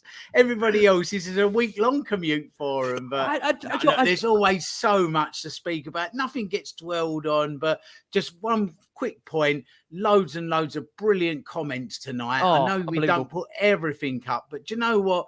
What brilliant live listeners. People debate stuff amongst themselves and it's always really respectful. We've got a good set of listeners that are intelligent, smart, make great points. And it's fantastic to see. There's very, very little mudslinging goes on over there in the comments. It is brilliant. So thanks everyone for the input. It is really, really good to see. I've got to say, it's amazing. I just think throughout these although we've been on for 2 hours, there's actually already been, I think, 4,500 people that have dipped out to listen to Last Word on Spurs and watch it. So again, guys, thank you so much for all your support. And look, I apologise for those that were affected marriages-wise and just general mental health-wise with Spurs. There'll be a lot to come. Jace, thank you, mate, for coming back on. Always a pleasure. Sorry we've not had a chance to even cover Thailand with you. I know you probably don't want to dive into that too much anyway, but mate, ready for the season ahead, and I hope you're obviously ready to be strapped in. Thank you so much.